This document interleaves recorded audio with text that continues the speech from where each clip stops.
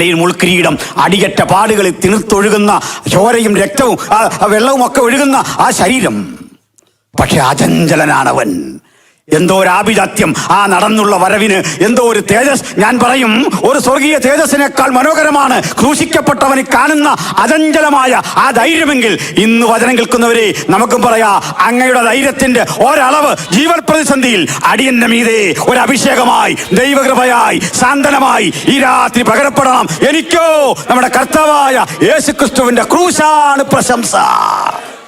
ആ ശബ്ദം കേട്ട് വന്നവർക്കാർക്കും ജീവിതത്തിൽ പരാജയപ്പെടേണ്ടി വരികയില്ല. വിജയം നമ്മുടേതാ.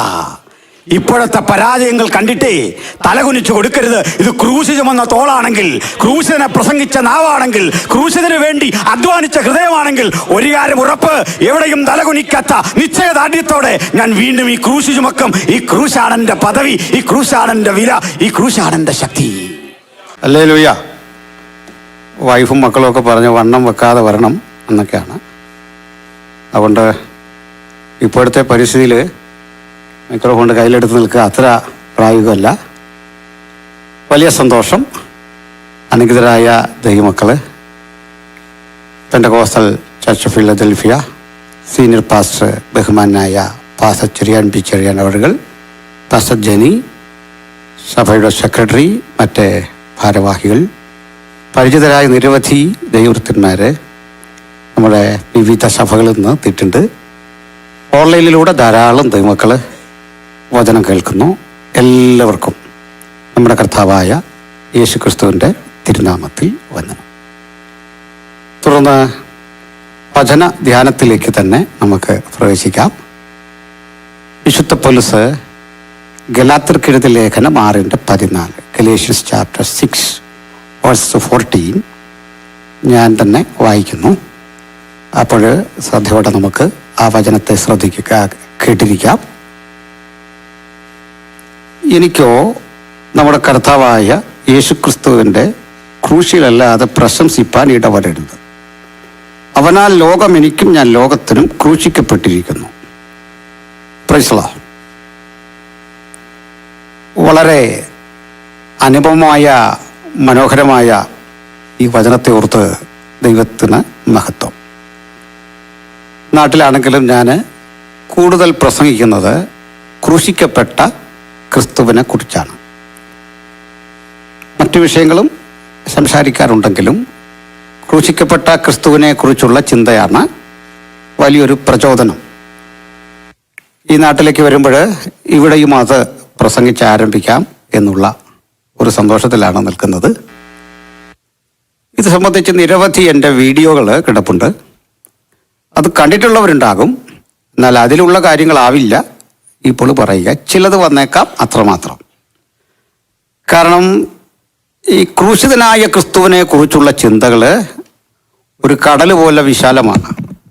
അത് പറഞ്ഞാലൊന്നും തീരില്ല. എങ്ങനെയാണ്?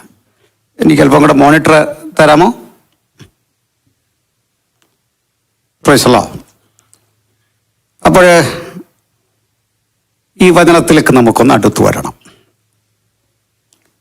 നമ്മുടെ കർത്താവായ യേശുക്രിസ്തു ക്രൂശിക്കപ്പെടുന്നതിന് മുമ്പ് തിരുവായി മൊഴിഞ്ഞ ഒരു മനോഹര വചനമുണ്ട്.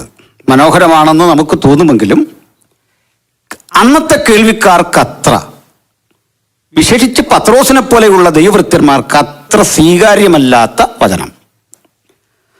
ആ വചനത്തിൽ കർത്താവ് ഓർമ്മപ്പെടുത്തിയത് ദൈവോത്രൻ അല്ലെങ്കിൽ താൻ അവിടുന്ന് തന്നെ തിരുവെഴുത്തുകളിൻ പ്രകാരം ക്രൂശിക്കപ്പെട്ട് മരിച്ചടക്കപ്പെടേണ്ടതും 3-ാം നാൾ ഉയർത്തെഴുന്നേൽക്കപ്പെടേണ്ടതുമാകുന്നു. അതിൽ ആദ്യ വചനം ആയിരിക്കാം ഒരുപക്ഷെ ശിഷ്യന്മാർ കേട്ടത്, ശ്രദ്ധിച്ചത്. കാരണം അതിലൊരു ഭീകരതയുടെ അംശമുണ്ട്. ക്രൂശിക്കപ്പെടുക, അടക്കപ്പെടുക. അതിനപ്പുറത്തെ പ്രത്യാശയുടെ വചനം അത്ര കണ്ട് അവരെ ഉള്ളിൽ സ്പർശിച്ചില്ല. കാരണം അന്ന് വരെ അവര് ഈ 3 ദിവസമൊക്കെ മരിച്ചുപോയൊരു മനുഷ്യൻ തിരിച്ചുയർത്തെഴുന്നേൽക്കുമെന്ന ചിന്ത അത്ര ശക്തമായി അവരെ സ്വാധീനിച്ചിട്ടില്ല. അവരത് കണ്ടിട്ടൊക്കെ ഉണ്ട് യേശു ചെയ്ത്. പക്ഷെ എന്തോ ഒരു അവിശ്വാസം അവരെ ഉള്ളിൽ കിടന്നിട്ട് പത്രോസ് ആ പൊതുജന വികാരത്തെ ഉൾക്കൊണ്ടിട്ട് യേശുവിനെ പുറത്തേക്ക് കൊണ്ടുവന്നിട്ട് പറയുകയാണ്, ശാസിച്ചു യേശുവിനെ. എന്നിട്ട് പറയുകയാണ്, അരുത് കർത്താവേ, നിനക്കത് ഭാവിക്കരുത്. ഏത്? ക്രൂശീകരണം. എന്താ ഇതിൻ്റെ അർത്ഥം? ഞങ്ങൾ നിന്നെ കണ്ടത് എന്നേക്കും ഞങ്ങളോട് കൂടെ ഇരിക്കണം, ഞങ്ങളുടെ ആപത്തിലൊക്കെ സൗഖ്യം തന്നുകൊണ്ടിരിക്കണം, ഞങ്ങളുടെ ആവശ്യകതകളിൽ നീ അപ്പം വർദ്ധിപ്പിച്ചു തരണം, കാറ്റും കടലും ഞങ്ങൾക്കെതിരെ വരുമ്പോഴൊക്കെ നീ ശാസിച്ചു കൊണ്ടിരിക്കണം, അനുദിന ജീവിതത്തിൽ ഞങ്ങൾ അകപ്പെട്ടു പോകുന്ന ദുരിതങ്ങളിൽ ഇന്നെങ്ങനുണ്ടോ അതുപോലെ ഇരിക്കണം, നിനക്കിത് മാത്രം ഭവിക്കരുത്. കാരണം നീ ക്രൂശിക്കപ്പെട്ടാൽ ഞങ്ങൾക്കതൊരു അപമതിപ്പാണ്.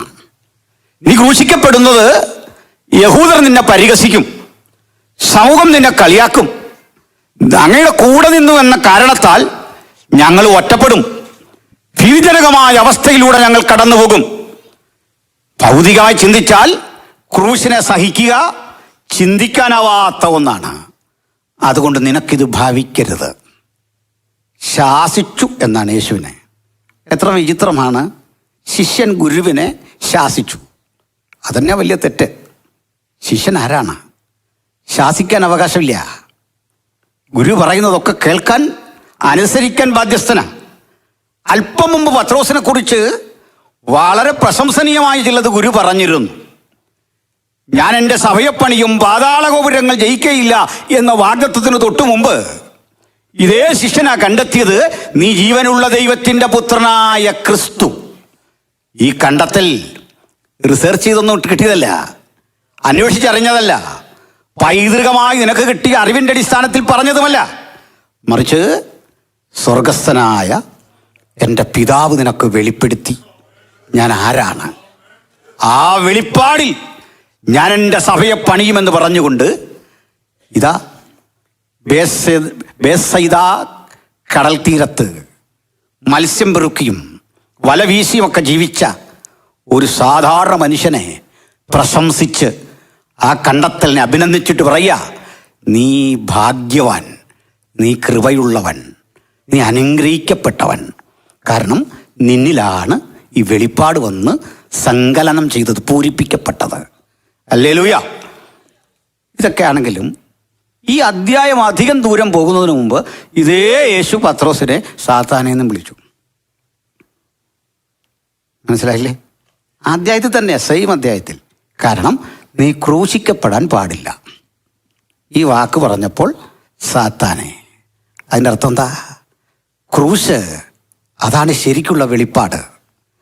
അതിന് വിപരീതമായ ഏതൊരാശയവും സാത്താന്യമാണ്. ക്രൂശിക്കപ്പെട്ടവനെ ഉയർത്തുന്നതാണ് നമ്മുടെ ആത്മീക ജീവിതത്തിൻ്റെ ദൗത്യം. ക്രൂശിക്കപ്പെട്ടവനെ കുറിച്ച് പറയുന്നതാണ് സുവിശേഷം. കാരണം ശത്രു ഭയക്കുന്ന ഏറ്റവും സുശക്തമായ ആയുധത്തിൻ്റെ പേരാണ് ക്രൂശ്.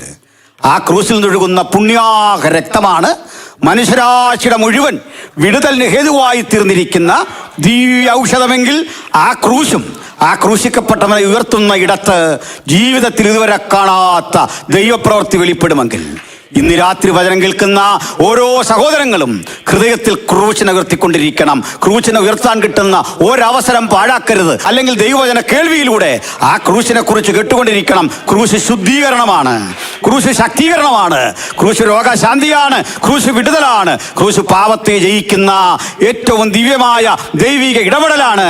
ആ ക്രൂശിനെ നമുക്കിങ്ങനെ ധ്യാനിച്ചുകൊണ്ട് വേണം ഈ വചനം കേൾക്കാൻ. നമ്മൾ ഓർക്കും, നമ്മൾ പണ്ടേ ക്രൂശിനെ അറിഞ്ഞൊക്കെ വന്നവരാണ്. ഈ മാനസാന്തരം, ക്രൂശ്, ഇങ്ങനെയൊക്കെയുള്ള സന്ദേശം നമുക്കുള്ളതല്ലല്ലോ, പുറം ലോകത്തിനുള്ളതാണ്. അങ്ങനെയല്ല. വെളിപ്പാട് പുസ്തകത്തിൽ 7 സഭകളോടും ദൂതറിയിക്കുമ്പോൾ പരിശുദ്ധാത്മാവ് പറയുക, കർത്താവ് തന്നെ പറയുക, മാനസാന്തരപ്പെടണം. കർത്താവ് തന്നെ കൃത്യമായി ചില കാര്യങ്ങൾ സൂചിപ്പിച്ചിട്ട് ആ സന്ദേശം നമുക്കും ബാധകമാണെന്ന് പറയുക. അതിലേക്കാണ് ഇനി നമ്മൾ പോകുന്നത്. ആദ്യം ഈ ശിഷ്യൻ്റെ സ്ഥാനത്ത് നമ്മളാണെങ്കിലും അങ്ങനെ അങ്ങ് ക്രൂശിനെ സ്വീകരിക്കില്ല. അതിന് കാരണമുണ്ട്. ആ കാരണങ്ങളിലേക്ക് നമുക്കൊന്ന് വരാം. ഈ ക്രൂശിനെ സ്വീകരിക്കാൻ, ക്രൂശിനെ ആസ്വദിക്കാൻ, ക്രൂശിൻ്റെ വഴിയേ നടക്കുക എന്നത് ഒരു പ്രകടനപരത പോലെയൊക്കെ ചെയ്യാൻ മനുഷ്യന് പറ്റും. എങ്ങനെയാ? ഈ ഹോളി ലാൻഡ് ടൂറൊക്കെ ഉണ്ടല്ലോ. ആക്ച്വലി അത് ഹോളി ലാൻഡ് അല്ല, ബൈബിൾ ലാൻഡ് എന്നാണ് നമ്മൾ പറയേണ്ടത്. Bible land. അവിടെയൊക്കെ ക്രൂശിൻ്റെ വഴിയെ ആളുകൾ ഈ ക്രൂശും ചുമന്നുള്ള യാത്രയൊക്കെ ഉണ്ട്. അവരെ ആ പ്രോഗ്രാമൊക്കെ വളരെ രസകരവും ചിന്തനീയമാണ്, അവരെ വിമർശിക്കല്ല. അത്തരം ഒരു അനുകരണം ആർക്കും സാധിക്കും. പക്ഷെ ക്രൂശിനെ സഹിക്കുക പ്രയാസമാണ്, അത് വലിയ ബുദ്ധിമുട്ടാണ്. അത് ഈ ശിഷ്യനറിയാം. അതിൻ്റെ കാര്യകാരണങ്ങൾ ഞാൻ ചില മിനിറ്റുകൾ ഒന്ന് പറഞ്ഞ് നേരെ ഉള്ളടക്കത്തിലേക്ക് കിടക്കാം. സന്തോഷമാണോ? എൻ്റെ ഒരു ശൈലി ഇങ്ങനെ അതിൻ്റെ ഒരു ബുദ്ധിമുട്ടുണ്ടല്ലേ. ഈ ഉണർവുണ്ടാകാൻ ഞാനായിട്ട് സ്വന്തം നിലയിൽ ഒരു പ്രയോഗം നടത്താറില്ല. അല്ലാതെ ഉണ്ടാകുമെങ്കിൽ അത് സ്ഥായി ആയിരിക്കും. ഹല്ലേലൂയ. ഈ പറഞ്ഞ് നമ്മൾ പറയിപ്പിക്കുന്ന സ്തോത്രത്തെക്കാൾ ഗ്രാവിറ്റി കൂടുതലുള്ളത് ഹൃദയത്തിൻ്റെ ഉള്ളിൽ നിന്ന് കൊടുക്കുമ്പോഴാണ്. ഹല്ലേലൂയ. തികവാർന്നൊരു നന്ദി പറയണമെന്ന് പോലുമില്ല. ആ മുഖം കാണുമ്പോൾ നന്ദി എന്താണെന്ന് കാണുന്ന ആളിന് മനസ്സിലാവും അല്ലേ. അത് ക്രൂശുമായി ബന്ധപ്പെട്ട് ഞാൻ ചില കാര്യങ്ങൾ പറയുമ്പോൾ ബോധ്യം വരും. എന്തുകൊണ്ടാണ് ഈ അരിമശിഷ്യനായ പത്രോസ് നിനക്കത് ഭവിക്കരുത് എന്ന് പറഞ്ഞത്? കാരണം ആ മനുഷ്യന് ക്രൂശ് എന്തെന്ന് അറിയാം. അതിൻ്റെ മാരക ശിക്ഷയുടെ കാഠിന്യം അറിയാം, അതിൻ്റെ ഭീകരത അറിയാം. കാരണം അദ്ദേഹം ഇത് കണ്ടിട്ടുണ്ട്. എന്താണത്? പഴയ നിയമം മുഴുവൻ നിങ്ങൾ പരതിയാൽ ക്രൂശ് എന്നൊരു പദം കാണാനാവില്ല. പഴയ നിയമത്തിലെങ്ങും ക്രൂശിക്കപ്പെട്ടൊരു മനുഷ്യനുമില്ല. പഴയ നിയമ കാലഘട്ടത്തിൽ ജൂതന്മാർക്കിടയിലും ആ സമൂഹത്തിലും നിലനിന്നിരുന്ന ശിക്ഷാരീതികൾ 4 വിധമായിരുന്നു. കുറ്റവാളിയെ കല്ലെറിഞ്ഞു കൊല്ലേണം, സ്റ്റോണിങ്. കുറ്റവാളിയെ കഴുത്ത് ഞെരുക്കിക്കൊല്ലേണം, സ്ട്രാംഗ്ലിങ്. കുറ്റവാളിയെ തൂക്കിക്കൊല്ലേണം, ഹാങ്ങിങ്. ഹാമാൻ്റെ ഒക്കെ ചരിത്രം അറിയാമല്ലോ. കുറ്റവാളിയുടെ തലയെറുക്കാം, ബിഹെഡിങ് ഓർ സോഡിങ്. ഈ 4 രൂപ ശിക്ഷകളെ ഉള്ളൂ. ക്രൂസിഫിക്ഷൻ ഇല്ല. പ്രവചന രൂപേണ പരോക്ഷമായി കിടപ്പുണ്ട്, പ്രത്യക്ഷമായി ക്രൂശ് എന്നൊരു പദമില്ല, ക്രൂശീകരണം എന്നൊരു വാക്കുമില്ല. എന്നാൽ എന്താണ് എൻ്റെ കാരണമെന്ന് അറിയണ്ടേ? ക്രൂശ് മരണം ചരിത്രത്തിൽ ഇംപ്ലിമെൻ്റ് ചെയ്യുന്നത് ഈ പഴയ നിയമത്തിൻ്റെ അവസാന കൃതിയും എഴുതി ഒരു 100 കൊല്ലം കഴിഞ്ഞാണ്, ഒരു നൂറ്റാണ്ട്. അത് ഫിനീഷ്യരാണ് തുടങ്ങി വെക്കുന്നത്. പിന്നെ അടുത്തടുത്ത ലോകമൊക്കെ ഇത് പകർത്തി. ഫിനീഷ്യര്, ഗ്രീക്കുകാര്, പേർഷ്യക്കാരൊക്കെ പകർത്തി ഈ ശിക്ഷ. പക്ഷെ വ്യാപകമായ നിലയിൽ ഇത് ചെയ്തത് പിൽക്കാലത്ത് റോമക്കാരാണ്. പഴയ നിയമവും പുതിയ നിയമവും തമ്മിൽ 400 കൊല്ലങ്ങളുടെ അകലമാണ്, നിങ്ങൾക്കറിയാം. അതിൽ പഴയ നിയമത്തിൻ്റെ അവസാന കൃതിയും കഴിഞ്ഞൊരു 100 കൊല്ലം കഴിഞ്ഞ് ക്രൂശുമരണം തുടങ്ങിയെങ്കിൽ ക്രൂശുമരണത്തിൻ്റെ പ്രായം, ആ ചരിത്രം 300 കൊല്ലത്തെയാണ്. ആ 300 കൊല്ലത്തിനിടയ്ക്ക് വ്യാപകമായ നിലയിൽ ക്രൂശുമരണം നടപ്പിലാക്കിയത് റോമക്കാരാണ്. അതുകൊണ്ട് ഈ ശിക്ഷ കണ്ട റോമൻ ചരിത്രകാരനായ സ്ട്രാബോ പറഞ്ഞു, ഞാൻ കണ്ടതിൽ ഏറ്റവും ഭീകര മരണം, ഏറ്റവും കിരാത മരണം, ബീവത്സമായ മരണം, ഇത് ഭീകരമാണ്. ഭീകരം എന്ന് പറയാൻ കാരണം എന്താ? എല്ലാ മരണത്തിനും തത്വത്തിൽ എഫക്റ്റ് ഒന്നായിരിക്കും. മനഃശാസ്ത്രപരമായിട്ട് നിരീക്ഷണം ചെയ്തൊരു മനുഷ്യൻ ഏറ്റവും ഭീകര മരണത്തെപ്പറ്റി പറഞ്ഞത് കഴുത്ത് ചരിച്ചുള്ള മരണമാണെന്നാണ്. എൻ്റെ കാരണം അന്ത്യനിമിഷം വരെ ഈ കൊലപ്പെടുത്തുന്നവൻ്റെ ഭീകരമുഖം കണ്ട് മരിക്കണം. ഇയാൾ കൺമുമ്പിൽ നിൽക്കല്ലേ, അവനിങ്ങനെ ആസ്വദിക്കുക നമ്മുടെ മരണം. പക്ഷെ അതിലും ഭീകര ക്രൂശ് മരണമെന്ന് ഞാൻ പറയും. അന്ത്യനിമിഷത്തിൽ ഒരുത്തൻ കഴുത്ത് ഞെരിക്കുന്ന പോലെയല്ല, 100 കണക്കിന് ആളുകൾ ചുറ്റും നിന്ന് പരിഹസിക്കണം. പരിഹാസം കേട്ട്, ആക്ഷേപം കേട്ട്, പീഡിപ്പിക്കപ്പെട്ട്, മാനസിക ശാരീരിക മണ്ഡലങ്ങളെ മുഴുവൻ ഒരുപോലെ ടോർച്ചർ ചെയ്ത് സംഭവിക്കുന്ന മരണം, ഇത് റോമൻ ശിക്ഷയാണ്. ഈ ക്രൂശ് എന്ന പദം നമുക്ക് കിട്ടിയത് റോമൻ ഭാഷയായ ലാറ്റിൽ നിന്നാണ്. റോമക്കാർ ഇതിനെ വിളിച്ചത് ക്രക്സ് എന്നാണ്. ക്രക്സ്. ഈ ക്രക്സിൻ്റെ ഇംഗ്ലീഷാണ് ക്രോസ്. അത് മലയാളീകരിച്ചതാണ് കുരിശ് എന്നൊക്കെ പറയുക. ഗ്രീക്കില് ഇതിന് പറയുന്ന പേര് സ്റ്റൗറോസ് എന്നാണ്. ഈ സ്റ്റൗറോസ് എന്ന പദത്തിന് ദണ്ഡനത്തടി, ദണ്ഡന സ്തംഭം, പീഡിപ്പിക്കാനുള്ള ഒരു തൂണ്, ഒരു മരത്തടി എന്നർത്ഥം. നമ്മുടെ മനസ്സിൽ പലരും കണ്ടു പരിചയിച്ചതോ കാഴ്ചകളിൽ കണ്ടതോ ആയ ക്രൂശിൽ നിന്ന് വിഭിന്നമാണ് ബൈബിളിലെ ക്രൂശ്, ചരിത്രത്തിലെ ക്രൂശ്. ഇങ്ങനെ വെർട്ടിക്കലായും ഹൊറിസോണ്ടലായും വെച്ചിട്ടുള്ള ലംബവും തിരശ്ചീനവുമായ 2 തടിക്കട്ടകൾ.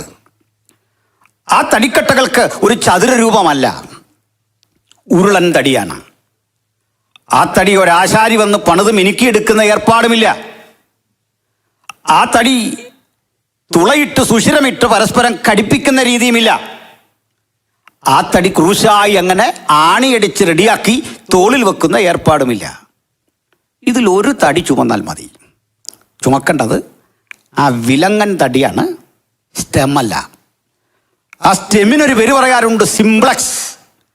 ഈ സിംപ്ലക്സ് എന്ന തടി ഇതും ചേർത്തൊരു മനുഷ്യന് ചുമക്കാൻ കഴിയില്ല. അത് നമ്മൾ കാണുന്നതൊക്കെ അതിശയോക്തിപരമാ. ഈ തടി നേരത്തെ ഉദ്യോഗസ്ഥർ അവിടെ എത്തിച്ചിരിക്കണം. ക്രൂശീകരണം നടക്കുന്ന ഇടത്ത് സ്റ്റെം അവിടെ കാണണം, സിംപ്ലക്സ്. ഈ ലാറ്റിൻ ഭാഷയിൽ വിലങ്ങൻ തടിക്കൊരു പേര് പറയും, പാറ്റീബുലം. ഇതാണ് ചുമക്കേണ്ടത്. ഈ തിരികെയുള്ള ആ ക്രോസ് ബാറാണ് ചുമക്കേണ്ടത്. ആ ക്രോസ് ബാറോട് ചേർത്ത് ഈ വിക്ടിമിൻ്റെ കൈ രണ്ടും കയറുകൊണ്ട് ബന്ധിക്കും. നേരെ തോളിലേക്ക് ഇത് വെക്കും. അതിൻ്റെ ആ പരുക്കൻ പ്രതലങ്ങൾ വന്ന് തോളിൽ ഉരുമി തോളിൽ വലിയ അസ്വസ്ഥതയുണ്ടാക്കും. വലിയ കനമാണ്. അങ്ങ് ചെന്നിട്ട് ഇതേ കയറുകൾ അഴിച്ചെടുത്ത് ഈ തടി ബന്ധിക്കുകയാണ് പതിവ്. നമ്മൾ കാണുന്നുള്ള അത്ര ആഡംബരപൂർണമായ ഡെക്കറേറ്റഡായൊരു ക്രൂശൊന്നുമല്ല. ആ തടി തന്നെ കണ്ടാൽ ഭീകരമാണ്. പക്ഷെ നമ്മളതൊക്കെ മിനുക്കി പോളിഷ് ചെയ്ത് ഒത്തിരി വൃത്തിയാക്കി. ഭക്തി നിമിത്തമാകാം, എന്തുമാകട്ടെ, വസ്തുത അങ്ങനല്ല. യഥാർത്ഥ അളവിൽ ആ ക്രൂശിനെ ഉൾക്കൊള്ളാൻ നമുക്കൊരുമിച്ച് ആ ക്രൂശിൻ്റെ മുഴുവൻ ചിന്തകൾ ഹൃദയത്തിലൊന്ന് ആവഹിക്കണം, ഹൃദയത്തിലൊന്ന് സ്വാംശീകരിക്കണം. കാരണം അത് നമ്മെ ശുദ്ധീകരിച്ചു കൊണ്ടിരിക്കും. അത് നമ്മുടെ ഉള്ളിൽ ഉറങ്ങിക്കിടക്കുന്ന പാപബോധത്തെ ശുദ്ധീകരിച്ച് കരുത്തരാക്കും. അത് നമുക്ക് ബലം തന്നുകൊണ്ടിരിക്കും. അത് നമുക്ക് അനുതാപം തന്നുകൊണ്ടിരിക്കും. അത് നമുക്ക് നമ്മുടെ ജീവിതത്തിൻ്റെ ക്ഷണികത മാത്രമല്ല, നമ്മൾ പോകാനിരിക്കുന്ന നിത്യതയുടെ കനം, ആ തേജസ്സേറിയ അനുഭവം ഈ ക്രൂശ് വ്യക്തമാക്കും. ഈ ക്രൂശിൽ നിന്നാണ് തേജസ്സിൻ്റെ ആവിർഭാവം. നമ്മുടെ യാത്ര തുടങ്ങേണ്ടത് അവിടെ നിന്നാണ്. ഈ 2 ഭാഗം എനിക്ക് മനസ്സിലായി. ഇനിയുമുണ്ട് ക്രൂശീകരണം സംബന്ധിച്ച് തിരുത്തേണ്ട ചില കാര്യങ്ങൾ. ഞാനതുകൂടി പറഞ്ഞിട്ട് അകത്തേക്ക് വരാം. നമ്മൾ കണ്ട ചിന്തകൾ നമുക്ക് ഒത്തിരി വ്യത്യാസമാണ്. ഈ ക്രൂശിക്കുന്ന രീതിയും വ്യത്യാസമാണ്.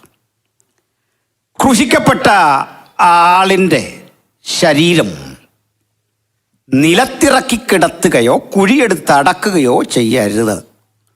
യേശുവിനെ അതൊക്കെ ചെയ്തു. അതിൻ്റെ കാരണം സമയം പോലെ നമുക്ക് പറയാൻ പറ്റുമെങ്കിൽ പറയാം, ഇല്ലെങ്കിൽ നാളെ ഉണ്ടല്ലോ, ദൈവാത്മാവ് അങ്ങനെ ഒരു നിയോഗം തന്നാൽ പറയാം. 2ാമത്തെ കാര്യം, ക്രൂശിക്കപ്പെട്ടവനെ കത്തിച്ച്, അതായത് ക്രീമേഷൻ, അതും പാടില്ല. ബെറിയൽ പാടില്ല, ക്രീമേഷൻ പാടില്ല, ദഹിപ്പിക്കാൻ പാടില്ല. എന്തുകൊണ്ട് ക്രൂശിക്കപ്പെട്ടവനെ നിലത്തിറക്കരുതെന്ന് ചോദിച്ചാൽ, ഈ ക്രൂശ് മരണം നടപ്പിലാക്കുന്ന റോമൻ ഭരണകൂടത്തിന് ഭൂമി ഒരു ദേവതയാണ്. ഈ ഹതഭാഗ്യൻ്റെ, കള്ളനായി മുദ്ര കുത്തപ്പെട്ടവൻ്റെ, ദുർമാർഗിയുടെ ശരീരത്തെ ഏറ്റെടുക്കേണ്ട ആവശ്യം ഈ ഭൂമിക്കില്ല. അവിടെ ജനവികാരം ഇവർക്കെതിരാകും. അതുകൊണ്ട് കുഴിയെടുത്തടക്കരുത്, കത്തിക്കാൻ പാടില്ല. അഗ്നി അവർക്ക് ദേവനാണ്. ആ ദേവൻ അവരോട് കോപിക്കും. അതുകൊണ്ട് തീക്കുള്ളിലും ഈ ഹതഭാഗ്യനെ, ഈ കുറ്റാരോപിതനെ, ഭീകരനെന്ന് മുദ്ര കുത്തിയവനെ, അധർമ്മിയെന്ന് ലോകം മുദ്ര കുത്തിയവനെ തീക്കകത്തും വെക്കരുത്. കടലിലൊഴുക്കാമോ? പാടില്ല. കടൽ, ജലം ദേവതയാണ്. ഇപ്പം ജലത്തിന് വേണ്ട, തീക്ക് വേണ്ട, ഭൂമിക്കും വേണ്ട. തങ്ങളുടെ ഗുരു ഇത്തരത്തിൽ ക്രൂശിൽ കിടക്കുന്ന കാണാൻ ത്രാണിയില്ലാതൊരുത്തൻ പറഞ്ഞു പോയതാ, നിനക്കത് ഭവിക്കരുതേ, നിനക്കത് ഭവിക്കരുതേ. ഇഷ്ടമില്ലാഞ്ഞിട്ടൊന്നും അല്ല ഗുരു, സഹിക്കാൻ വയ്യ ഗുരു, നിന്നെ പിരിയാൻ വയ്യ ഗുരു, ഇന്ന് രാത്രി വചനം കേൾക്കുമ്പോൾ പത്രോസിന്റെ ആ ഹൃദയം കൂടെ നമ്മൾ ഉൾക്കൊള്ളണം. സാത്താനിൽ നിന്ന് വിളിവരും, ശാസന വരും, പക്ഷേ എൻ്റെ വിഡിത്തങ്ങളാകാം, എൻ്റെ കുറവുകളാകാം. നിന്നെ പിരിയാൻ വയ്യ ഗുരു. അവിടുന്നാണ് എൻ്റെ സർവസ്വവും, എൻ്റെ ചിന്തയുടെ മുഴുവൻ പ്രചോദനം അങ്ങാണ്. ഏതായാലും ഈ മുറിക്കുന്ന കർത്താവിന് നമ്മുടെ മുറിവുണക്കാനും പറ്റും. തല്ലിയ ദേഷ്യമാണെങ്കിൽ മുറിവുണക്കാനും അവനെ സാധിക്കൂ. ആ തമ്പുരാൻ്റെ തല്ല് കിട്ടുന്നതൊക്കെ ഭാഗ്യവും അനുഗ്രഹമാണ്. അതിൻ്റെ കാരണം എന്താ? എനിക്ക് 3 മക്കളാണ്. അതിൽ ഈ പെൺകുട്ടികളെ പിതാക്കന്മാർ അങ്ങനെ അങ്ങ് തല്ലാറില്ലല്ലോ, വഴക്ക് പറയാം. ആൺകുട്ടിക്ക് 2 അടിയൊക്കെ കൂടുതൽ കൊടുക്കും. അങ്ങനെയാണ് ഈ പിതാക്കന്മാരുടെ സ്വഭാവ രീതി, പ്രകൃതി സഹജമാണ്. പക്ഷെങ്കിൽ ഈ പെൺപിള്ളേരൊന്നും തല്ലിക്കഴിഞ്ഞാൽ വലിയ പാടാ. അവർ വൈകിട്ട് ഡിന്നർ കഴിക്കില്ല, ചപ്പാത്തി കൊടുത്താൽ കഴിക്കില്ല, ഒന്നും കഴിക്കില്ല, അവിടെ പിണങ്ങി കിടക്കും. പിണങ്ങി കിടക്കുന്ന ആ മോളെ കണ്ടിട്ട് പാപ്പ പറയും, എന്താ വരാൻ ഞവള്, അവൾക്ക് വേണ്ടാന്ന് പറഞ്ഞ് കിടക്കുകയാണ്. നമ്മൾ പറയാം വേണ്ടേ, കൊടുക്കണ്ട. അമ്മ പറയും അഹങ്കാരി, അവിടെ കിടക്കട്ടെ, വേണേ വന്ന് കഴിയും. ഇതാ മാമി അല്ലേ അമ്മ. പക്ഷെ അപ്പൻ ആ ചപ്പാത്തി ഒരു പീസ് എടുത്ത് ഒന്ന് കഴിക്കാൻ നോക്കി, സാധിക്കില്ല. വന്നേ മോളിഞ്ഞു വന്നേ, അവൾ വരില്ല. നിങ്ങൾ ചെല്ലാതെ അവൾ വരില്ല. അപ്പൻ ഇതൊക്കെ വെച്ചിട്ട് ആ മുറിയിലേക്ക് അവളെ വിളിക്കാൻ കയറുമ്പോൾ അമ്മ പറയും, നിങ്ങളാ അവളെ ഇതുപോലെ ആക്കുന്നത്, വേറെടുത്ത് പോയി ജീവിക്കാനുള്ള ഈ ദുശീലെല്ലാം പഠിപ്പിക്കരുത്. അപ്പൻ്റെ ഹൃദയം അതാ. അപ്പൻ അവിടെ ചെല്ലും, വഴക്ക് പറഞ്ഞു എന്നേ ഉള്ളൂ. നമ്മൾ ആകെ ചെയ്ത കുറ്റം, കാരണം അവൾക്ക് സഹിക്കാൻ വയ്യ അപ്പൻ്റെ വഴക്ക്. അത് വലിയ മുറിവാ. അവളെ അരികിലേക്ക് ചേർത്ത് പിടിക്കുമ്പോൾ അവളും കരയും, അപ്പനും കരയും. നമുക്കൊരു സ്വർഗസ്ഥ പിതാവുണ്ട്. നമ്മളെ ശിക്ഷിച്ചിട്ട് ചിലപ്പോഴൊക്കെ അവൻ മാറോട് ചേർത്ത് പിടിക്കും, ഹൃദയത്തോട് ചേർത്ത് പിടിക്കും. എന്തൊരു സാന്ത്വനമാണ് അവൻ്റെ നെഞ്ചോട് ചേർന്ന് നിൽക്കുന്ന എന്തൊരു ആനന്ദമാണ്. ഈ രാത്രി വചനം കേൾക്കുമ്പോൾ ആ സുഖവും സായുജ്യമൊക്കെ അനുഭവിപ്പാൻ നമുക്കൊന്ന് തീർന്നു നിൽക്കാം. അങ്ങനെ പലപ്പോഴും ശിക്ഷിച്ചിട്ടുണ്ട്, അങ്ങനെ തല്ലിയിട്ടുണ്ട്. പക്ഷെ നിന്റെ ശബ്ദം, നീ എന്തൊക്കെ വിളിച്ചു പറഞ്ഞാലും നീയാണ് എൻ്റെ ദൈവം, നീയാണ് എൻ്റെ സർവസ്വവും. ഗുരു നിനക്കത് ഭവിക്കരുത്. പത്രോസിന് ഇഷ്ടമില്ലഞ്ഞിട്ടല്ല ഗുരു, നിനക്കത് ഭവിക്കരുത്. പക്ഷേ യേശു ക്രൂശിക്കപ്പെട്ടേ പറ്റൂ.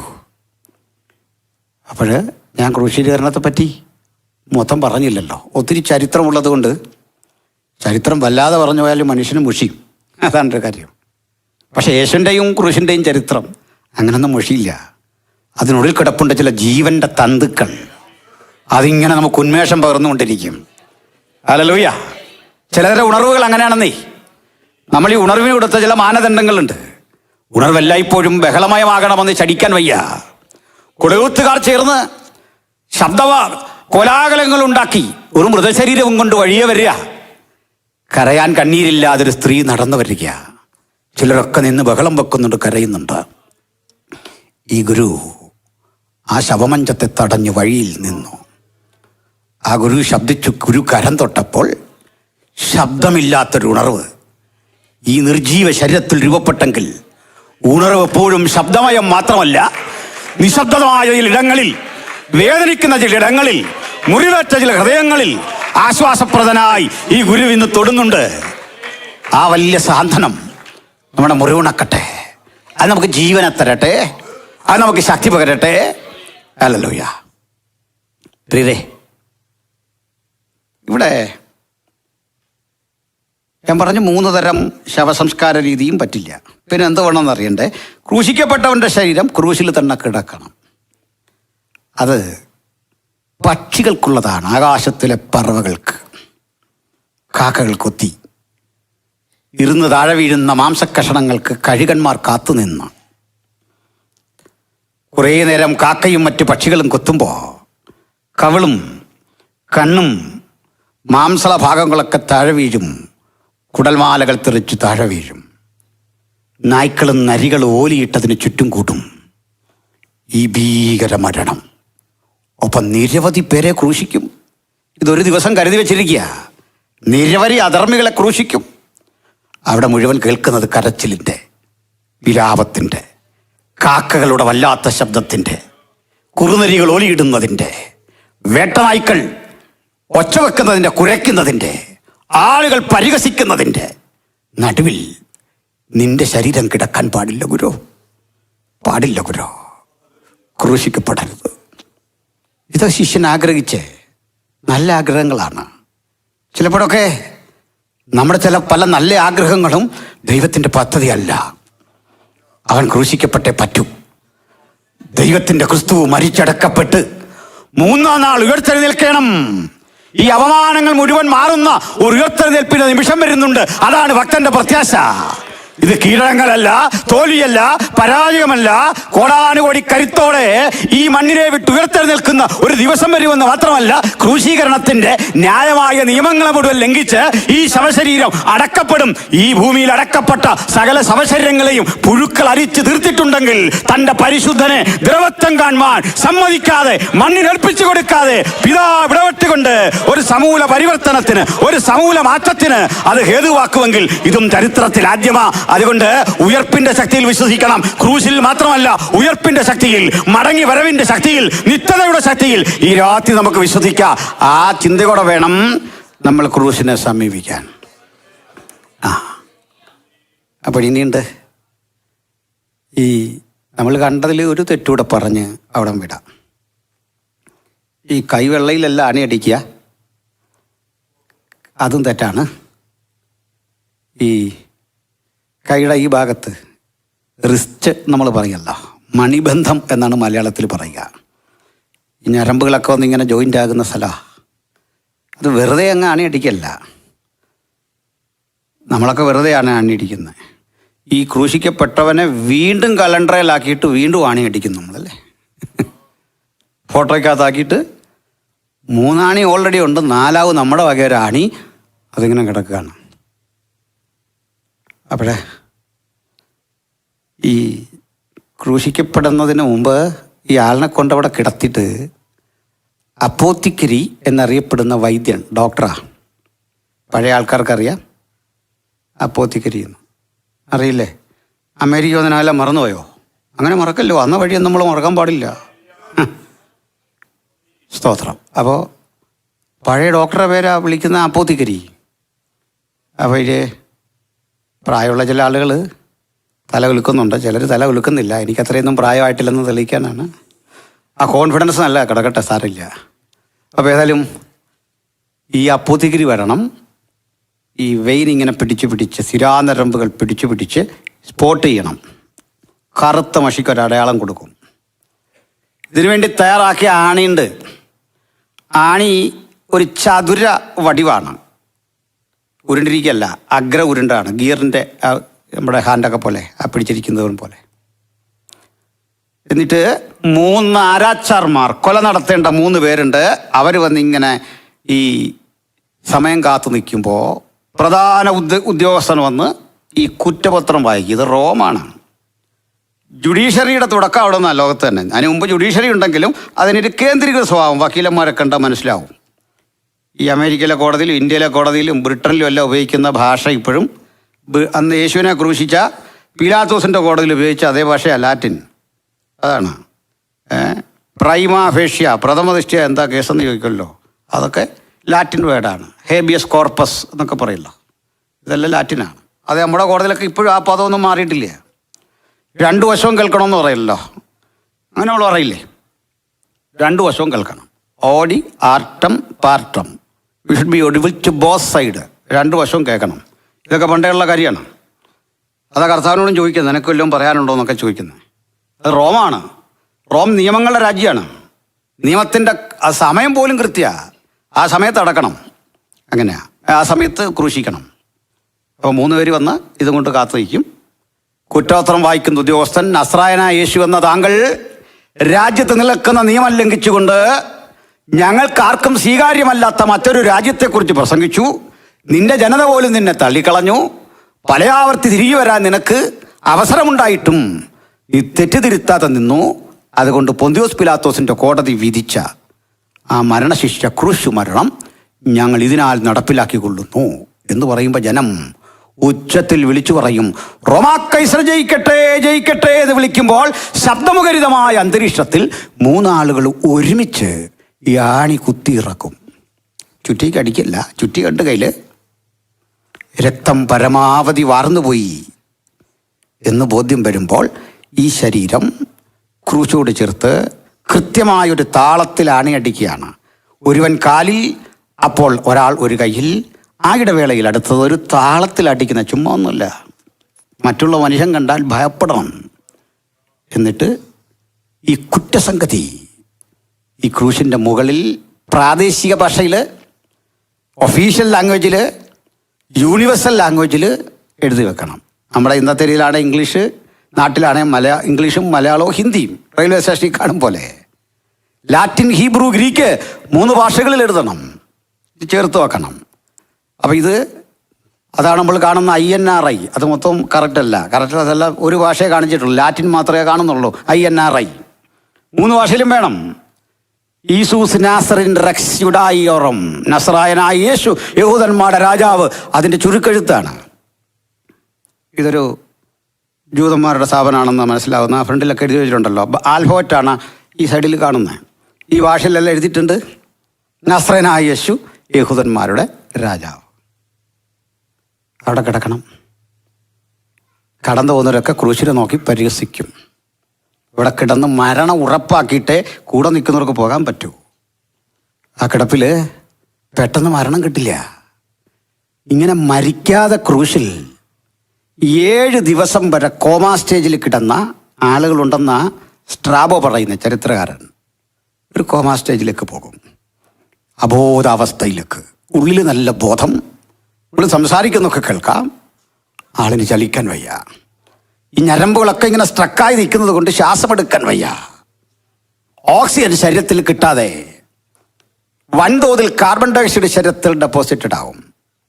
ഇയാള് നല്ല സുമുഖനായ സുന്ദരനായ മനുഷ്യനും കറുത്ത് കരിവാളിച്ച് വികൃത രൂപിയായി ആ കിടപ്പ് അവിടെ കിടക്കും. കടന്നു പോകുന്നവരൊക്കെ ക്രൂശിനെ കണ്ട് പരിഹസിക്കും. ഇത് കണ്ടിട്ട്, ഇങ്ങനെ അനേകരെ കണ്ടിട്ട് പത്രോസ് പറഞ്ഞു, നിനക്കത് ഭാവിക്കരുത്, അത് വരല്ലേ അപ്പാ.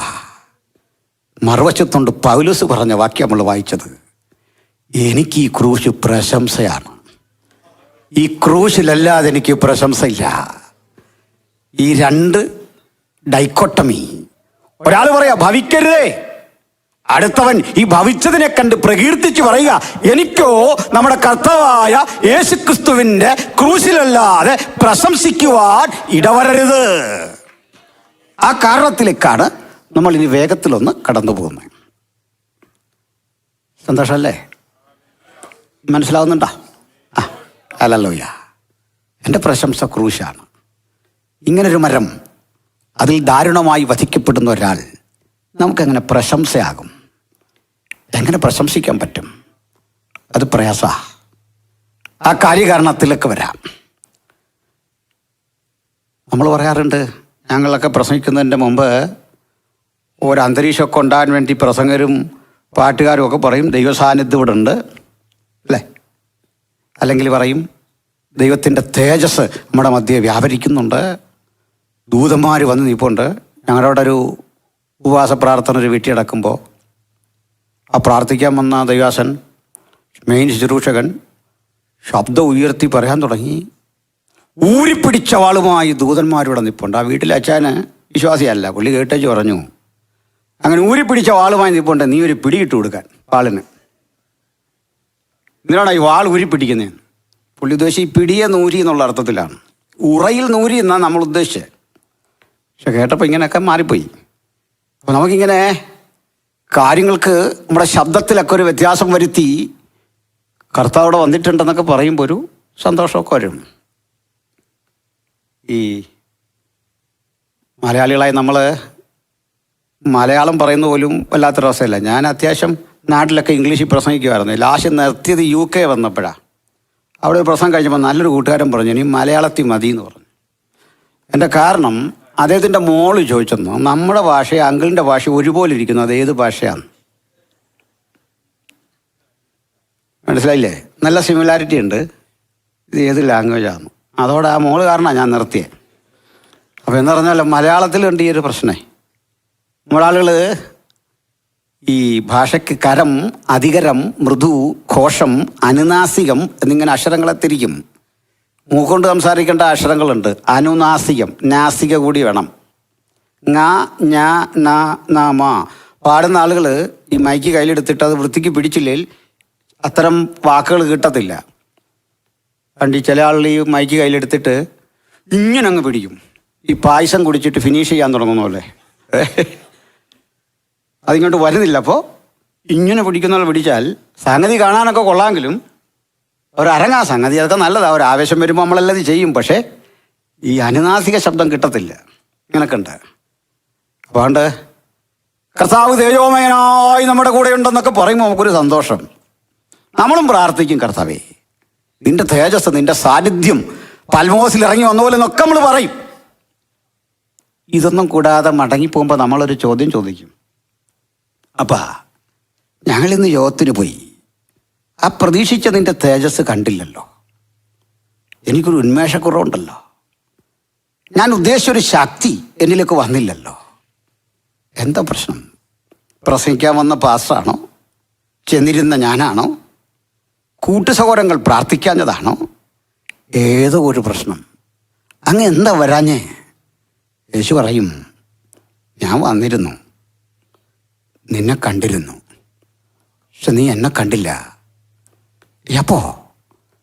യോഗം കഴിഞ്ഞ് പിരിയുമ്പോൾ ഒന്ന് കൈ തരാൻ കാത്ത് ഞാനവിടെ നിന്നു, നീ എന്നെ കാണാതെ പോയി കളഞ്ഞിരുന്നു. ഭക്ഷണം വിളമ്പുമ്പോഴൊക്കെ നീ എന്നെയും വിളിക്കുമെന്ന് ഓർത്തോ, ക്ഷണിച്ചില്ല. കുറേ നേരം ഞാനവിടെ കറങ്ങി നിന്നു. കണ്ട ചിലരുണ്ട്, ഞാൻ അവനോടും അവൻ എന്നോടും കൂടെ അത്താഴം കഴിക്കും. ഇങ്ങനെ ക്രിസ്തുവിനെ കാണാൻ നമ്മുടെ അകക്കണ്ണ് ജ്വലിക്കണം, നമ്മുടെ ഹൃദയം ജ്വലിച്ചുകൊണ്ടിരിക്കട്ടെ. അവൻ നമ്മോട് വചനം തെളിയിച്ച് സംസാരിക്കുമ്പോൾ നമ്മുടെ ഉള്ളം കത്തിക്കൊണ്ടിരുന്നു. ആ അനുഭവം പോലെ ദൈവവചനം നമ്മുടെ ഉള്ളത്തെ കത്തിക്കണം. ഭൗതികമായി കാണുന്ന ഒരു ശബ്ദവും ബഹളത്തിനും അപ്പുറത്ത് ആന്തരികമായ ഒരു ശുദ്ധീകരണത്തിന്റെ ദൈവപ്രവൃത്തി നമ്മിൽ എല്ലാം ഒന്ന് വെളിപ്പെട്ടു വരണം. ഹല്ലേലൂയ. പ്രിയരേ, ഇവിടെ നമ്മുടെ കർത്താവ് ഈ മരണത്തിന് വിധികനാകുന്ന, സമർപ്പിക്കപ്പെടുന്ന ആ നിമിഷം യേശു ഒരുക്കമാണ്, റെഡിയായിട്ടിരിക്കുക. ഒരു കാര്യം പഠിക്കേണ്ടത്, ഗ്രഹിക്കേണ്ടത്, നമ്മുടെ കർത്താവ് ജനിച്ചു. ആ ജനിച്ച ക്രിസ്തുവിനെ കാണാൻ എത്രയോ ആട്ടിടയന്മാർ വന്നു. ജനിച്ച ക്രിസ്തുവിനെ കാണാൻ ഇന്ന് ഇറാൻ എന്ന് വിളിക്കുന്ന രാജ്യത്ത് നിന്ന് മാഗികൾ അല്ലെങ്കിൽ വിദ്വാൻമാർ ചെന്നത്. ആ ഒറ്റ രാത്രി പോയി കണ്ടെന്നൊന്നുമില്ല, അതൊക്കെ തെറ്റാണ്. 3 പേര് പോയി എന്നൊക്കെ ഉള്ള തെറ്റാണ്. പിന്നെ എങ്ങനെയാണത്? ശിശു ഇരിക്കുന്ന ഇടത്ത് ചെന്ന് അവനെ കണ്ടു. ഇരിക്കാൻ പ്രായമായ കുഞ്ഞിനെയാണ് കാണുന്നത്. എത്ര നാളെടുത്ത്, ഒറ്റ രാത്രിക്ക് പോയി എന്നല്ല. അതുകൊണ്ട് ആ പ്രായം തിരക്കുമ്പോഴല്ലേ ഹെരോദാവ് പറയുന്നുണ്ടല്ലോ. അപ്പോൾ യേശുവിന് അത്രയും പ്രായമായി കഴിഞ്ഞാണ് ഈ വിദ്വാൻമാർ ചെല്ലുന്നത്. അല്ലെ, അവർ ചെന്നല്ലോ. ആട്ടിടയന്മാരും ചെന്നു. ഞാൻ ഓർക്കാറുണ്ട്, പിന്നെ ഇവർക്ക് എന്ത് പറ്റി? ഇവർ യേശുവിനെ അനുഗമിച്ചോ? ഇവർക്ക് എന്താ സംഭവിച്ചേ? ഒരു പിടിയില്ല. യായിറോസിനും കൂട്ടർക്കും എന്താ സംഭവിച്ചേ?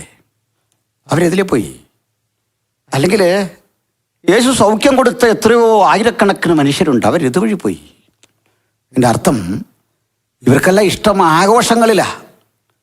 ആഘോഷങ്ങൾ ചെയ്യുന്ന ക്രിസ്തുവിനെ, അത്ഭുത ജനനം കൂറുന്ന ക്രിസ്തുവിനെ കാണാൻ ആളിൻ്റെ തിരക്ക. ആ തണുത്ത രാത്രിയില്, പ്രതിസന്ധി നിറഞ്ഞ ഘട്ടത്തില് ആട്ടിടയന്മാർ കാണാൻ ഒത്തുകൂടും. ഇന്നും ഇത്തരം അനുഭവങ്ങളിലേക്ക് മനുഷ്യന്റെ മനസ്സ് വിരാജിക്കുമ്പോൾ ക്രൂശിക്കപ്പെട്ടവന്റെ കൂടെ ഒന്ന് നിൽക്കാൻ, ക്രൂശിക്കപ്പെട്ടവനെ ഒന്ന് കാണാൻ ശിഷ്യഗണങ്ങൾക്ക് കഴിയാത്തൊരു ഭയം അവരുടെ ഹൃദയത്തിൽ രൂപപ്പെട്ടപ്പോൾ, ഈ ക്രൂശിനെ ഉൾക്കൊള്ളാൻ പലർക്കും കഴിയാതെ പോയപ്പോൾ, വാസ്തവത്തിൽ ഈ ക്രൂശിനെ ഉൾക്കൊണ്ടത് കുറെ സാധുക്കളായ സ്ത്രീകളും അധർമ്മി എന്ന് പേര് ചാർത്തിപ്പെട്ട് ക്രൂശിക്കപ്പെട്ടൊരു കള്ളനുമാണ്. അവന് തിരിച്ചറിയാൻ പറ്റി, ഇതെൻ്റെ രക്ഷകൻ. നമ്മൾ ഈ രക്ഷകനെ കുറിച്ച് മനസ്സിലാക്കിയത് അതിൻ്റെ പ്രഥമ ദൃഷ്ടിയാവുള്ള അർത്ഥം രക്ഷിക്കുന്നവനെന്നാ, തർക്കമൊന്നുമില്ല. ഞാൻ പറയും രക്ഷകൻ രക്ഷിക്കുന്നവനല്ല. വിശ്വാസമില്ല? രക്ഷകൻ്റെ അർത്ഥം പിന്നെന്താ? അതിൻ്റെ അർത്ഥം രക്ഷകൻ എന്നാ, ഡിക്ഷണറി മീനിങ് എടുത്താൽ അത്രേ തരുള്ളൂ.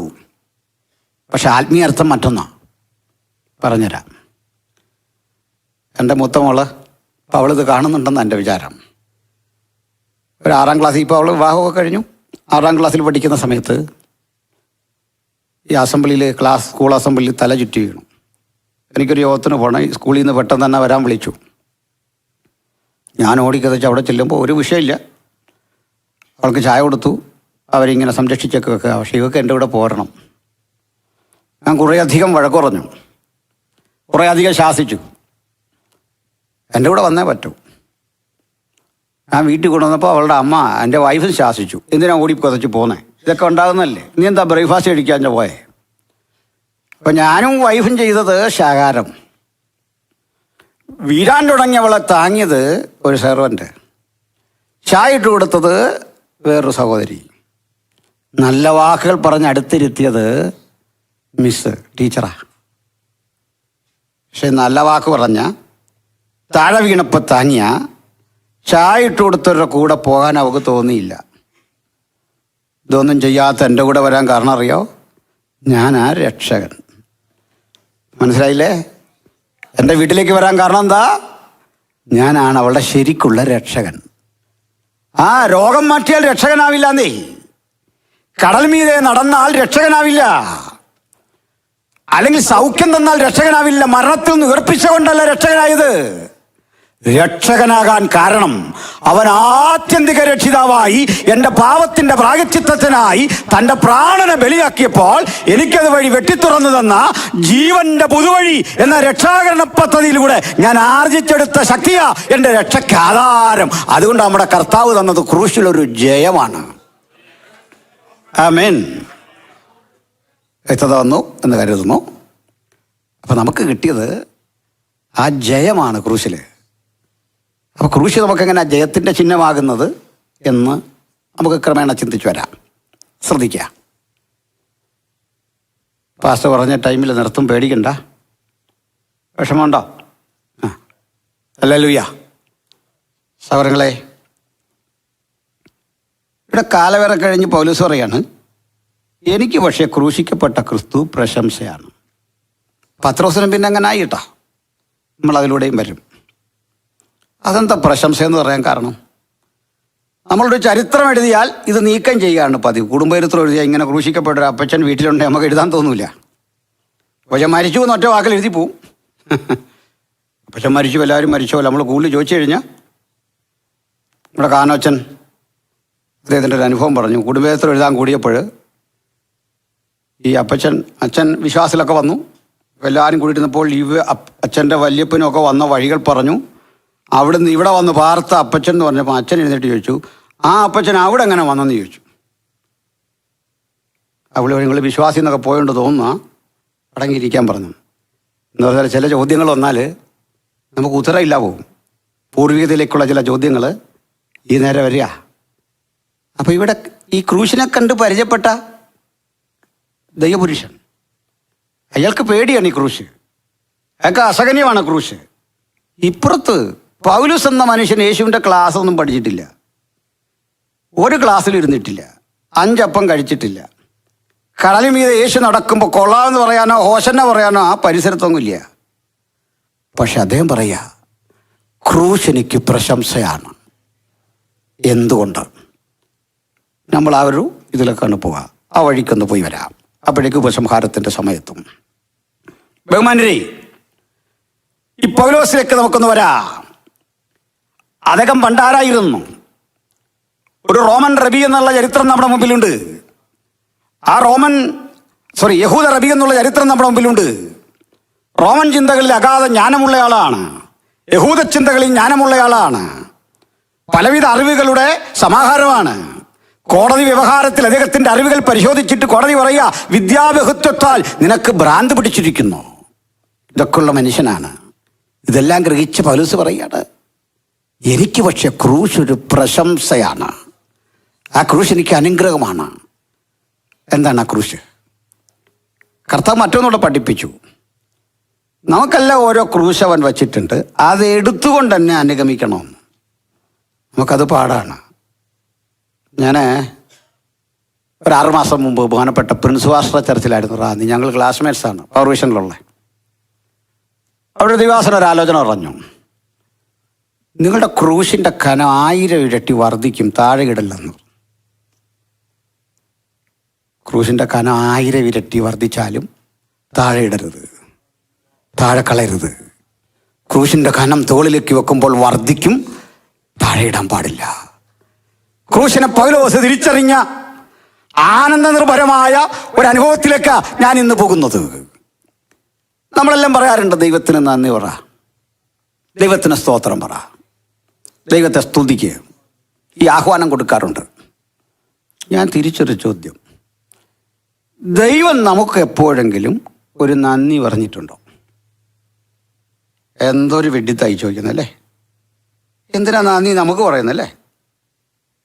ദൈവത്തിന് നമുക്ക് നന്ദി. ഇപ്പം നമ്മൾ സ്തോത്രകാഴ്ച ഇട്ടാ ദൈവം പറയുമോ നന്ദിന്ന്? കാരണം എന്താ? ദൈവം തന്ന സാധനം നമ്മളെടുത്ത് അങ്ങോട്ട് വച്ചേ.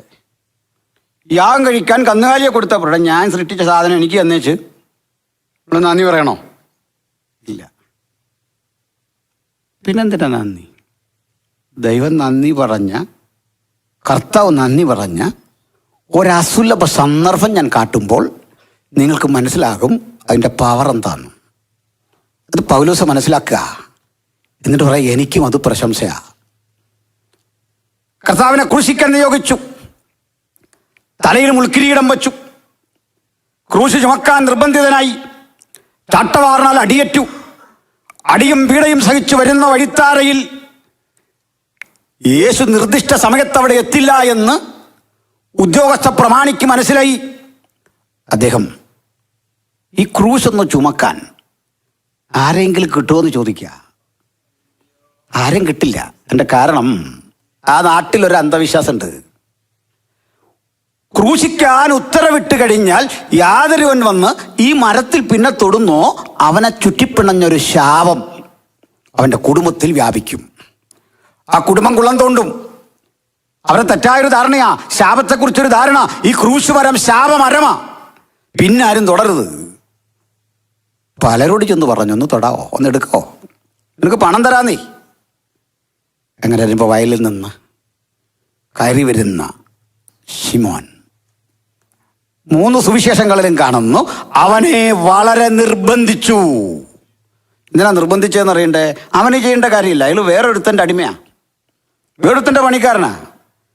ഇയാൾ എന്ന് പറഞ്ഞാൽ കേൾക്കേണ്ട കാര്യമില്ല. സാർ, എനിക്കൊരു യജമാനുണ്ട്, യജമാനൻ വിളിക്കുന്ന സമയത്ത് എനിക്കവിടെ ചെല്ലണം, എനിക്ക് എടുക്കാൻ വയ്യ. പക്ഷെ ഈ നിർബന്ധം വന്നപ്പോൾ അയാളും ചിന്തിച്ചു പോയേക്കാം. കാരണം നാളെ എന്നെ വിൽക്കുമ്പോൾ ഇയാളുടെ പക്കലം കാണുവാൻ ഞാൻ ചെന്ന് വിടുന്നെങ്കിൽ ഒരു ശിക്ഷ വരുമല്ലോ, കണ്ടു പോയേക്കാം. സാധാരണ ഈ മരിക്കാൻ ഇങ്ങനെ വിധിക്കപ്പെട്ടവൻ്റെ മാനസികാവസ്ഥ വളരെ ഭീകര. അവരുടെ സമനില മാറും, ഒരു പാനിക്കായ സിറ്റുവേഷനിലേക്ക് അവർ പോകും. വല്ലാത്തൊരവസ്ഥയാ. അങ്ങനെയുള്ള മനുഷ്യരെ പരിശോധിക്കണം. നിങ്ങൾ മെഡിക്കൽ ലൈനിലൊക്കെ ജോലി ചെയ്യുന്ന ആളുകളുണ്ടല്ലോ, മരണത്തോട് തൊട്ടടുത്ത മനുഷ്യർ പെട്ടെന്നൊരു സൗഖ്യം വരുന്ന പോലെ, ഒരു ശാന്തത, പ്രതീക്ഷയോടെ കാത്തിരിക്കുന്നു. തളർന്നു കിടക്കുന്നവനൊന്ന് എഴുന്നേറ്റിരിക്കുന്നു, ഏതോ ഒരു ധൈര്യം അവർ വ്യാപരിക്കുന്നു. പ്രതീക്ഷയോടെ കാത്തിരിക്കുമ്പോൾ അവർ നമ്മളെ വിട്ടു പോകുന്നു, എന്തൊക്കെയോ പിറുപിറുക്കുന്നു, ശബ്ദം പുറത്തു വരുന്നില്ല.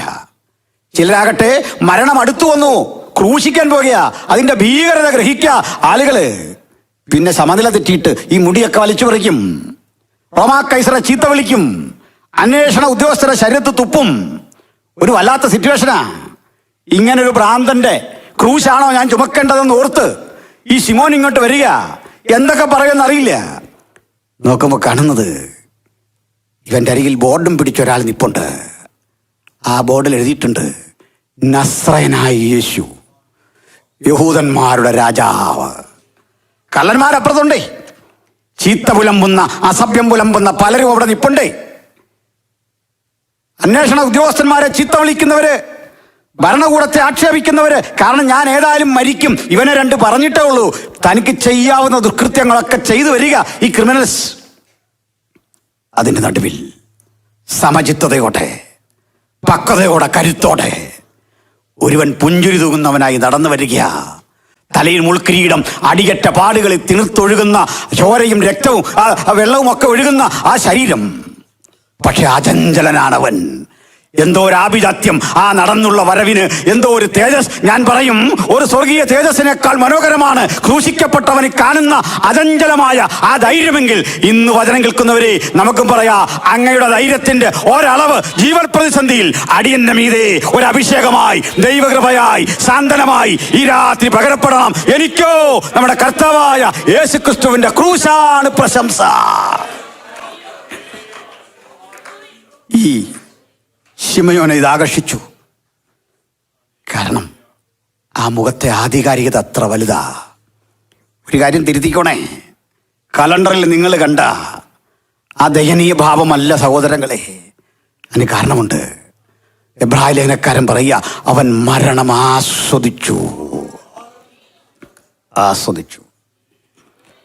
നീണ്ട 8-10 മണിക്കൂർ ഒരു ശസ്ത്രക്രിയക്കൊരു രോഗി വിധേയനാകുമ്പോൾ ഭക്ഷണം കഴിക്കാതെ ഏകാഗ്രതയുടെ കൂടി ആ ശരീരം കീറിമുറിക്കുന്ന ഡോക്ടറും ആ സംഘത്തിൽപ്പെട്ട സഹകാരികളായ ജൂനിയേഴ്സും നേഴ്സസും ഒക്കെ ഉണ്ടല്ലോ, അവർ സത്യത്തിൽ ഈ മനുഷ്യൻ്റെ പ്രാണന് വേണ്ടി പടവരുതി സ്വന്തം ശരീരവും ഭക്ഷണവും ഏകാഗ്രതയും മുഴുവൻ സുഖങ്ങളൊക്കെ നഷ്ടപ്പെടുത്തി കാത്തിരിക്കുമ്പോൾ അവരെ പ്രൊഫഷനെ ആസ്വദിക്കുകയാണ്. അങ്ങനല്ലേ ചിലതരം തൊഴിലുകൾ? അങ്ങനാന്നേ, ചാരിതാർത്ഥ്യം കിട്ടുന്ന, സംതൃപ്തി കിട്ടുന്ന ചിലതരം തൊഴിലുകൾ. സ്തോത്രം. ഇതുപോലൊരു വലിയ പ്രവൃത്തി യേശു ചെയ്യുക. നമ്മുടെ പാപത്തിൻ്റെ പ്രായശ്ചിത്തത്തിനായി തൻ്റെ പ്രാണനെ നമുക്ക് വേണ്ടി തരാൻ പോകുമ്പോൾ ഒരു ചാരിതാർത്ഥ്യം, ഒരു സംതൃപ്തി, ആ സംതൃപ്തി നമ്മളിലും വാഴട്ടെ.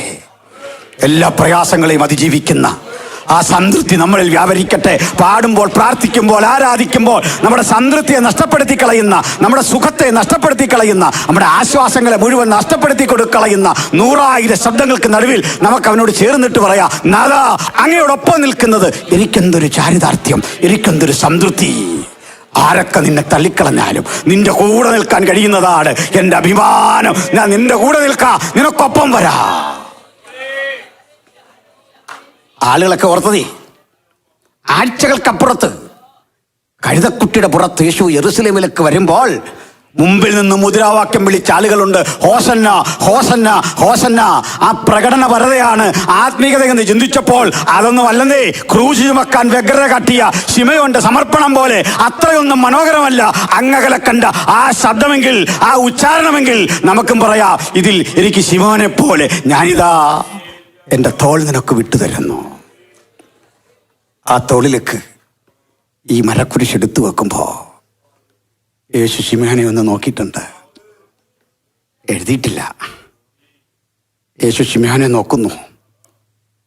ആ മുഖത്തു നിന്ന് ഈ മനുഷ്യൻ ചെയ്ത വലിയ പ്രവൃത്തി നിമിത്തം നന്ദി കൂട്ടുകാരാ, നന്ദി.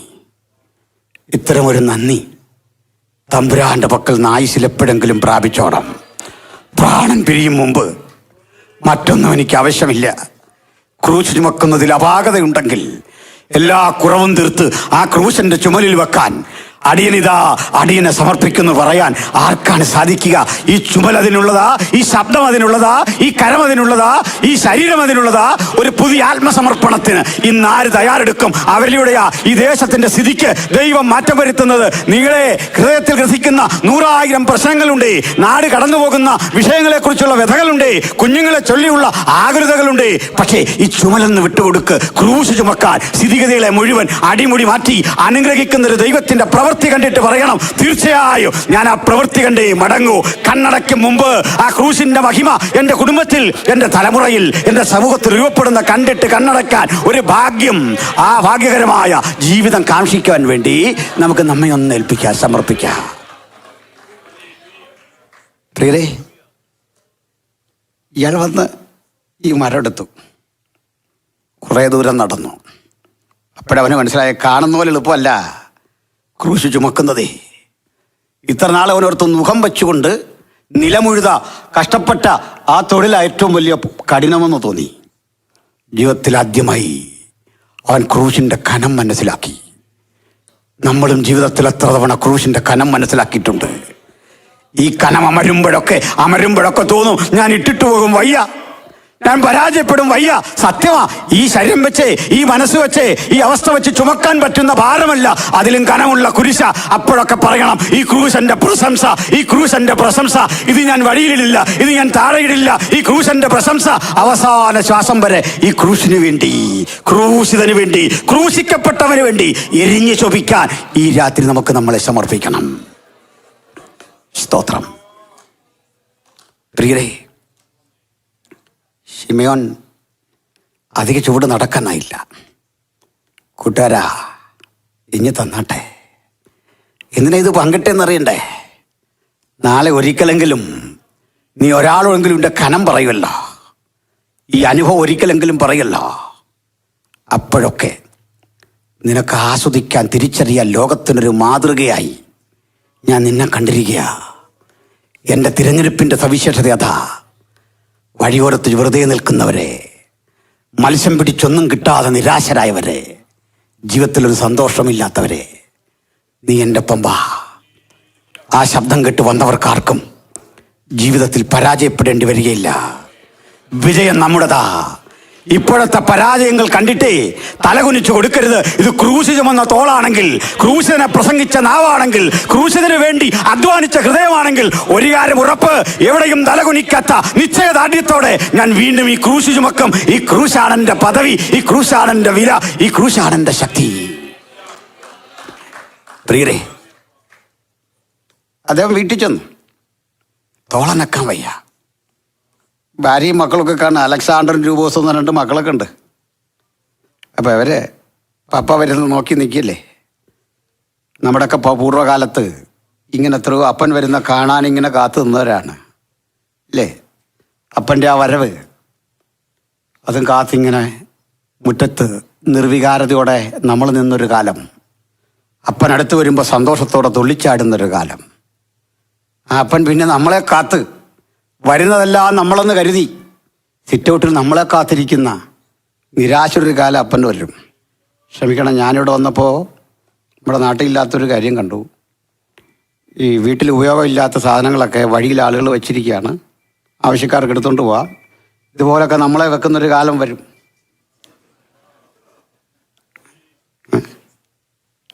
ഫ്രീയാണ് കൊണ്ടുപോയിക്കോളാൻ പറയും അല്ലേ. പിന്നെ ബോണസ് പോലെ പപ്പായ കൊണ്ടുവന്നവർക്ക് മമ്മി ഫ്രീ, ഇങ്ങനെയൊക്കെ വരുന്നൊരു കാലം വരും. അപ്പോൾ അന്നേ നമ്മൾ നിൽക്കണമെങ്കിൽ, ഇതൊന്നും കണ്ട് ഭയപ്പെടാതിരിക്കണമെങ്കിൽ ക്രൂശ് അങ്ങ് ചുമന്നാൽ മതി. നമ്മുടെ വഴി അതാണെന്നേ. നമുക്കുള്ള വിടുതൽ ആ വഴിക്കാണ്. ഹല്ലേലൂയ, സ്തോത്രം. ഈ മനുഷ്യൻ സാക്ഷി പറയുക, വെള്ളം വേണ്ട. ഈ മനുഷ്യൻ സാക്ഷി പറയുക. മക്കളും ഭാര്യയും ചോദിച്ചു, എന്തു പറ്റി? ഈ കഴുത്തനക്കം വയ്യ. പുറത്ത് വേദനയുണ്ടെങ്കിലും മുഖത്ത് നല്ല സന്തോഷം, ഒരു വല്ലാത്ത തൃപ്തിയാണ് ആ മനുഷ്യൻ്റെ മുഖത്ത്. യേശുവിനെ സ്വീകരിച്ച മനുഷ്യൻ്റെ മുഖത്തെ സംതൃപ്തി പോലെ മറ്റൊന്നുമില്ല. നമ്മൾ ജീവിതത്തിൽ ഏറ്റവും സന്തോഷിച്ച് അന്നായിരുന്നില്ലേ? ആത്മനിറവ് കിട്ടിയപ്പോഴല്ലേ? മറ്റൊന്ന്, ഇനിയും നമ്മളെ കാത്തിരിക്കുന്നു പുനരാഗമനത്തിൻ്റെ ഒരു കാലം, നാം അവനെ മുഖാമുഖം കാണുന്ന മറ്റൊരു കാലം. ആ തൃപ്തിയിലേക്ക് നമുക്ക് തിരികെ പോകണം. മക്കൾ ചോദിച്ചു, അപ്പയ്ക്ക് നല്ല സന്തോഷം, പക്ഷേ കഴുത്തനക്കാനും വയ്യ, എന്താ കാര്യം? അപ്പൻ പറയും, മകനെ, ഇതുവരെ അറിയാത്തൊരു ക്ഷതം പുറത്ത് പറ്റിയിട്ടുണ്ട്. പക്ഷെ അതൊരു കുറവല്ല, അതൊരു യോഗ്യതയാ. എന്നെ ഞാനാക്കിയ യോഗ്യത ആ ക്രൂശ് ചുമന്ന തഴമ്പ. അപ്പൻ ക്രൂശ് ചുമന്ന തഴമ്പിൻ്റെ ആനുകൂല്യം പറ്റി ഇവിടെ വന്ന പ്രിയപ്പെട്ടവരുണ്ട്. അത് കണ്ടിട്ട് പറയാം, പഠിപ്പോ വിദ്യാഭ്യാസമോ പശ്ചാത്തലമല്ല, അപ്പൻ ക്രൂശ് ചുമന്നു. ഈ പുസ്തകം വായിച്ചു, പാട്ടുപാടി ആരാധിച്ചു. ആ തഴമ്പിന്റെ ബലത്തിലാ, ആ പ്രാർത്ഥനയുടെ ബലത്തിലാ അമ്മ ക്രൂശ് ചുമന്നു, കഷ്ടപ്പെട്ടു, ത്യാഗം സഹിച്ചു. അതിന്റെ ബലത്തിലാ അടിയൻ ഇവിടെ വന്നേ. ലോകമാസകലം സഞ്ചരിച്ചത് ആ തഴമ്പിന്റെ ബലത്തിലാണെങ്കിൽ, ആ പൈതൃക ബോധത്തെ നമ്മിൽ നകറ്റാൻ വരുന്ന ഏത് ശക്തിയെയും കണ്ടിട്ട് ഭക്തൻ പറയണം, നോ, എനിക്ക് തോൽക്കാനാവില്ല. ജയിച്ചവൻ എന്റെ മുമ്പാകെ പോകുകയാ. ജയം ശീലമാക്കിയവൻ ജയിച്ചവൻ, എന്റെ മുമ്പാകെ പോയ ജയാളിയായവനെയാ ഞാൻ കർത്താവെന്ന് വിളിക്കുന്നത്. തോൽവി വീണയാത്ത ആ നിശ്ചയദാർഢ്യത്തിന്റെ മുമ്പിൽ തലകുനിക്കാൻ എനിക്ക് സാധിക്കൂ. ഈ രാത്രി നമുക്ക് നമ്മുടെ കർത്താവായ യേശുക്രിസ്തു മുഖാന്തരം ജയം നൽകിയ ദൈവത്തിന് സ്തോത്രമർപ്പിക്കാം, മഹത്വമർപ്പിക്കാം. സകല മഹത്വമർപ്പിച്ചിട്ട് പറയണം, അങ്ങാണ് എൻ്റെ പ്രത്യാശ, അങ്ങാണ് എൻ്റെ പ്രതീക്ഷ, അങ്ങാണ് എൻ്റെ സർവസ്വം. ഹല്ലേലൂയ. തോളനക്കാൻ വയ്യാത്ത ആ മനുഷ്യൻ്റെ അരിയിൽ വന്നിട്ട് ഭാര്യ ചോദിച്ചിട്ടുണ്ടാവും, എന്നോടെങ്കിലും പറ, അങ്ങക്ക് എന്താ പറ്റിയേ? തോളനക്കാൻ വയ്യല്ലോ. ഇതുവരെ കാണാത്ത ചില പാടുകൾ പുറത്ത്, ഉരഞ്ഞുരഞ്ഞു മുറിവ്, ചോര അതിലൂടെ പതുക്കെ ഒഴുകുന്നുണ്ട്. എന്നിട്ടും അങ്ങേക്ക് സന്തോഷം. യജമാനൻ തല്ലിയോ? എന്താ പറ്റിയേ? വേച്ചു വിറച്ച് വീണോ? അല്ല, അതൊന്നുമല്ലാത്തൊരു സുഖം. എന്താണെന്നറിയണ്ടേ? ഞാനിന്നൊരു വണ്ട ക്രൂശ് ചുമന്നു. അവർ ഭയന്നുപോയി. കാരണം ശാപം കുടുംബത്തിലേക്ക് വരുമെന്ന് ചിന്തിച്ചു വെച്ച ഇടത്ത് പറയാ. ആരുടെ ക്രൂശാന്നറിയണ്ടേ? നസ്രായനായ യേശുവെന്ന് ദൈവപുത്രന്റെ ക്രൂശ്. പലർക്കും കിട്ടാത്ത ഭാഗ്യം. പത്രോസ്, താങ്കൾ എവിടെ പോയി? യോഹന്നാൻ, താങ്കൾ എവിടെ പോയി? യാക്കോബ്, താങ്കൾ എവിടെ പോയി? നിങ്ങളായിരുന്നില്ലേ ഇത് ചുമക്കേണ്ടത്? നാളെ യേശു ഇതുപോലെ പറയാനിട വരാത്ത വിധം തോളൊന്ന് വിട്ടുകൊടുക്കാൻ എത്ര യുവാക്കൾ, എത്ര മുതിർന്നവർ, എത്ര കുഞ്ഞുങ്ങളുടെ കാത്തിരിപ്പുണ്ട്. ഇത് ഭാഗ്യമാണെന്നറിയാതെ എത്ര പേര് ഇവിടെ ഇരിപ്പുണ്ട്. ഈ ക്രൂശിന് വേണ്ടി, ഈ ക്രൂശിന് വേണ്ടി ഇതൊന്ന് ചുമക്കണമെന്ന് ആഗ്രഹിക്കുന്ന എത്ര പേര് ഇവിടെ ഇരിപ്പുണ്ട്. അവരെ ഓർത്ത് ഞാൻ ദൈവത്തെ സ്തുതിക്കുന്നു പ്രിയപ്പെട്ടവരെ. Hallelujah, hallelujah, hallelujah. സ്തോത്രം. ജനാധിപത്യ ക്രമം അനുസരിച്ച് വോട്ട് ചെയ്ത് വിജയിപ്പിക്കുകയോ തോൽപ്പിക്കുകയോ ചെയ്യുന്ന ഒരു പദവിയുടെ ശ്രേഷ്ഠതയേക്കാൾ, ഒരു സ്ഥാനത്തണയുന്നതിനേക്കാൾ, പ്രസിഡന്റ് ആകുന്നതിനേക്കാൾ, സെക്രട്ടറി ആകുന്നതിനേക്കാൾ, ഒന്നാമനാകുന്നതിനേക്കാൾ ആർക്കും അവഗണിക്കാൻ കഴിയാത്ത ഒരു അടയാളമാണ് ഈ ക്രൂശ് ചുമന്ന പാടെങ്കിൽ ഈ പാടിന്റെ വില മനസ്സിലാക്കുന്ന എപ്പോഴാണെന്ന് അറിയണ്ടേ? ഈ അടയാളത്തിന്റെ വില ഒരു ശത്രുവിനും ആയുധം വെച്ച് തോൽപ്പിക്കാനാവാത്ത വിധത്തിൽ അത് പ്രബലമായ ഒരു പ്രതിരോധം നമ്മുടെ ശരീരത്തിൽ സൃഷ്ടിച്ചിട്ടുണ്ട്. തന്റെ പ്രിയപ്പെട്ടവൾ പറയുക, ഇതേ ഞാൻ നസ്രായന്റെ ക്രൂശ് ചുമന്നു. ആ ക്രൂശിൽ ചുമന്ന ആ തോളിൽ അവൾ തൊട്ട് കാണും, മക്കളും വന്ന് തൊട്ട് കാണും. മരിച്ചാലെന്താ? അങ്ങ് ചുമന്ന ക്രൂശി ഉലകത്തെ മുഴുവൻ വീണ്ടെടുക്കാൻ ഇഹലോകത്തിൽ വന്നവൻ്റെ അല്ലേ? ഞാൻ പറയും, ഒന്നാമനായ പത്രോസിനേക്കാൾ, ബിലോവഡ് വണ്ണെന്ന് വിളിക്കപ്പെട്ട പ്രിയ ശിഷ്യനെന്ന് വിളിക്കപ്പെട്ട യോഹന്നാനേക്കാൾ, യേശുവിനെ ദീർഘദർശനം ചെയ്ത ദാനിയേലിനേക്കാൾ, സ്ത്രീകളിൽ ഇരിച്ചവരിൽ ഏറ്റവും വലിയ മനുഷ്യനായ യോഹന്നാനേക്കാൾ ഇതാ ശിമോൻ മാറ്റുരയ്ക്കപ്പെട്ടവനായി മാറുന്നു, വിലപിടിപ്പുള്ളവനായി മാറുന്നു. ചരിത്രം പറയുന്നത്, അദ്ദേഹത്തിൻ്റെ മകൻ്റെ ഒരു റൂഫോസ് ഉണ്ടല്ലോ, അദ്ദേഹം പിൽക്കാലഘട്ടത്തിൽ ഇന്ന് തുർക്കി എന്നറിയപ്പെടുന്ന അന്നത്തെ ഏഷ്യ മൈനറിലെ ഏറ്റവും വലിയ ചർച്ച്, പോളികാർപ്പിൻ്റെ ഒക്കെ ചർച്ച, പിൽക്കാലത്ത് ആ ചർച്ചിൻ്റെ പരമാധ്യക്ഷനായി ആ സ്ഥാനത്ത് അദ്ദേഹത്തെ നിർവികാരതയോടെ ഏതോ വയലിൽ തലചുറ്റി ചോര തുപ്പി മരിക്കേണ്ട അപ്പൻ്റെ മകൻ ആ സ്ഥാനത്ത് ചെന്നെത്തി നിൽക്കുമ്പോൾ ഈ ഖ്യാതി നാടങ്ങും പരന്നും ക്രൂശ് ചുമന്നവൻ്റെ പേര് ഒരു പോസ്റ്ററിലും വെക്കാതെ, ഒരു ഫ്ലെക്സിലും വരാതെ, ഒരു ഫ്ലെയറിലും വരാതെ ആ ഖ്യാതി പരന്നപ്പോൾ ധനനായ പൗലോസും കേട്ടു, ക്രൂശിന് വേണ്ടി പ്രയോജനപ്പെടുന്ന ഒരുവൻ.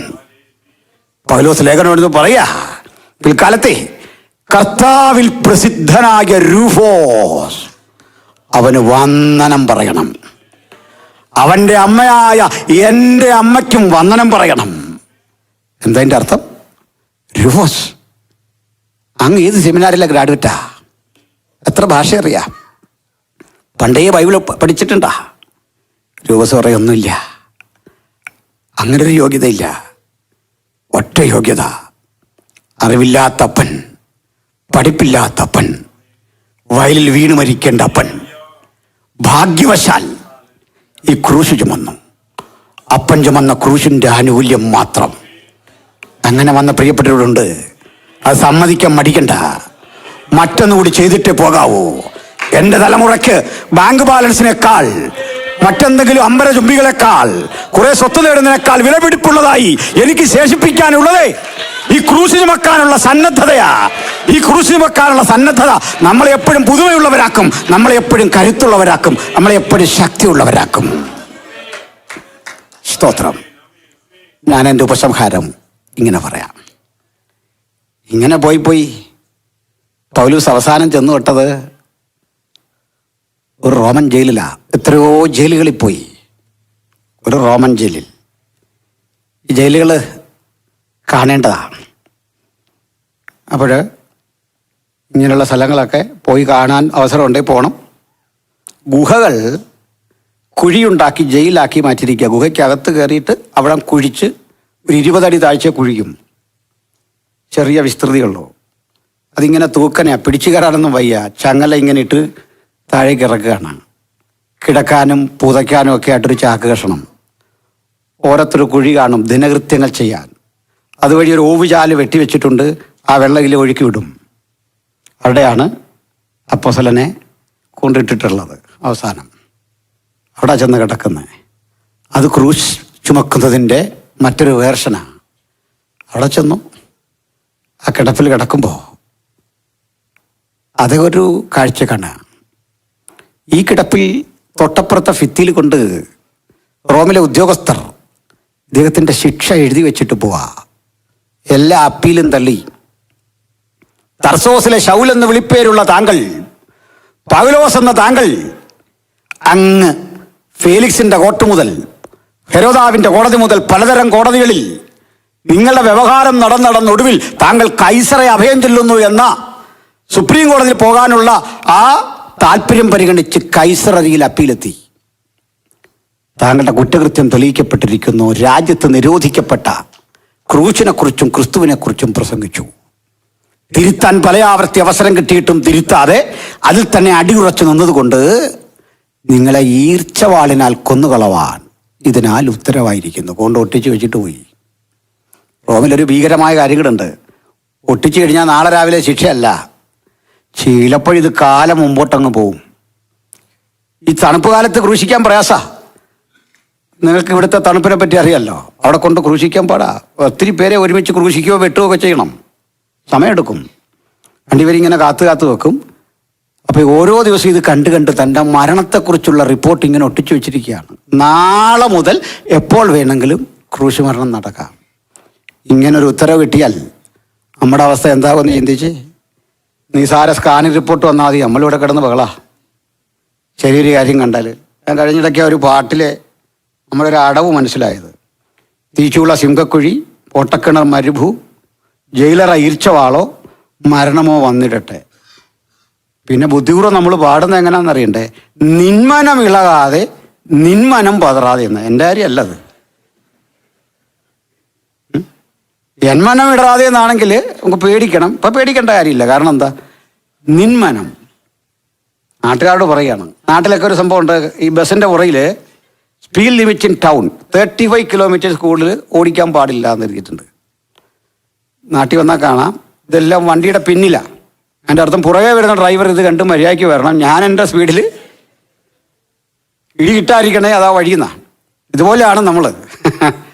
അപ്പോൾ ഈ മനുഷ്യനെന്ത് വായിച്ചിട്ട് ഒരു മനസ്സും പതറിയില്ല. ആ കിടപ്പിൽ എഴുതുന്ന 3 ലേഖനം, 1-2 തിമോത്തിയോസ്, തിത്തോസ്. ഇദ്ദേഹത്തിൻ്റെ ഉള്ളിലെ ഏതെങ്കിലും ഒരു വേദനയുടെ ചെറിയ പ്രതിഫലനം പോലും ഇതിലങ്ങ് എഴുതിയിട്ടില്ല. എന്തൊരു ഉന്മാദം, എന്തൊരു ആനന്ദം, എന്തൊരു ശക്തി ആ വാക്കുകൾക്കെന്നറിയണ്ടേ? ആ ക്രൂശിൽ കിടക്കുന്നവൻ്റെ അതേ ശക്തി അവിടെ കിടന്ന് പ്രാപിച്ചിട്ട് ഈ ഒട്ടിച്ചു വെച്ചവൻ്റെ ബോർഡും ഒക്കെ വായിച്ചിട്ട് പണ്ട് കൊരിന്ത്യർക്ക് എഴുതിയ ലേഖനത്തിൽ താൻ തന്നെ എഴുതിയ വാക്യം ഓർമ്മ വന്നു. ഹേ മരണമേ, നിന്റെ ജയമെവിടെ? മരണത്തിന്റെ വിഷമുള്ള പാവം, പാവത്തിന്റെ ശക്തിയോ ന്യായപ്രമാണം നമ്മുടെ കർത്താവായ യേശുക്രിസ്തു മുഖാന്തരം നമുക്ക് ജയം നൽകുന്ന ദൈവത്തിന് സ്തോത്രം. പ്രിയരെ, ഈ കിടപ്പില് ഒരു കാര്യം ആവശ്യപ്പെടുക.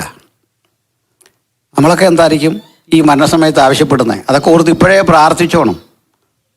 ആദ്യം ഇതും പിച്ചുതരമൊക്കെ വിളിച്ചു പറയാതിരിക്കാൻ പ്രാർത്ഥിച്ചോണം. വലിയ കാര്യമൊന്നും ചെയ്തില്ലല്ലോ അല്ലേ?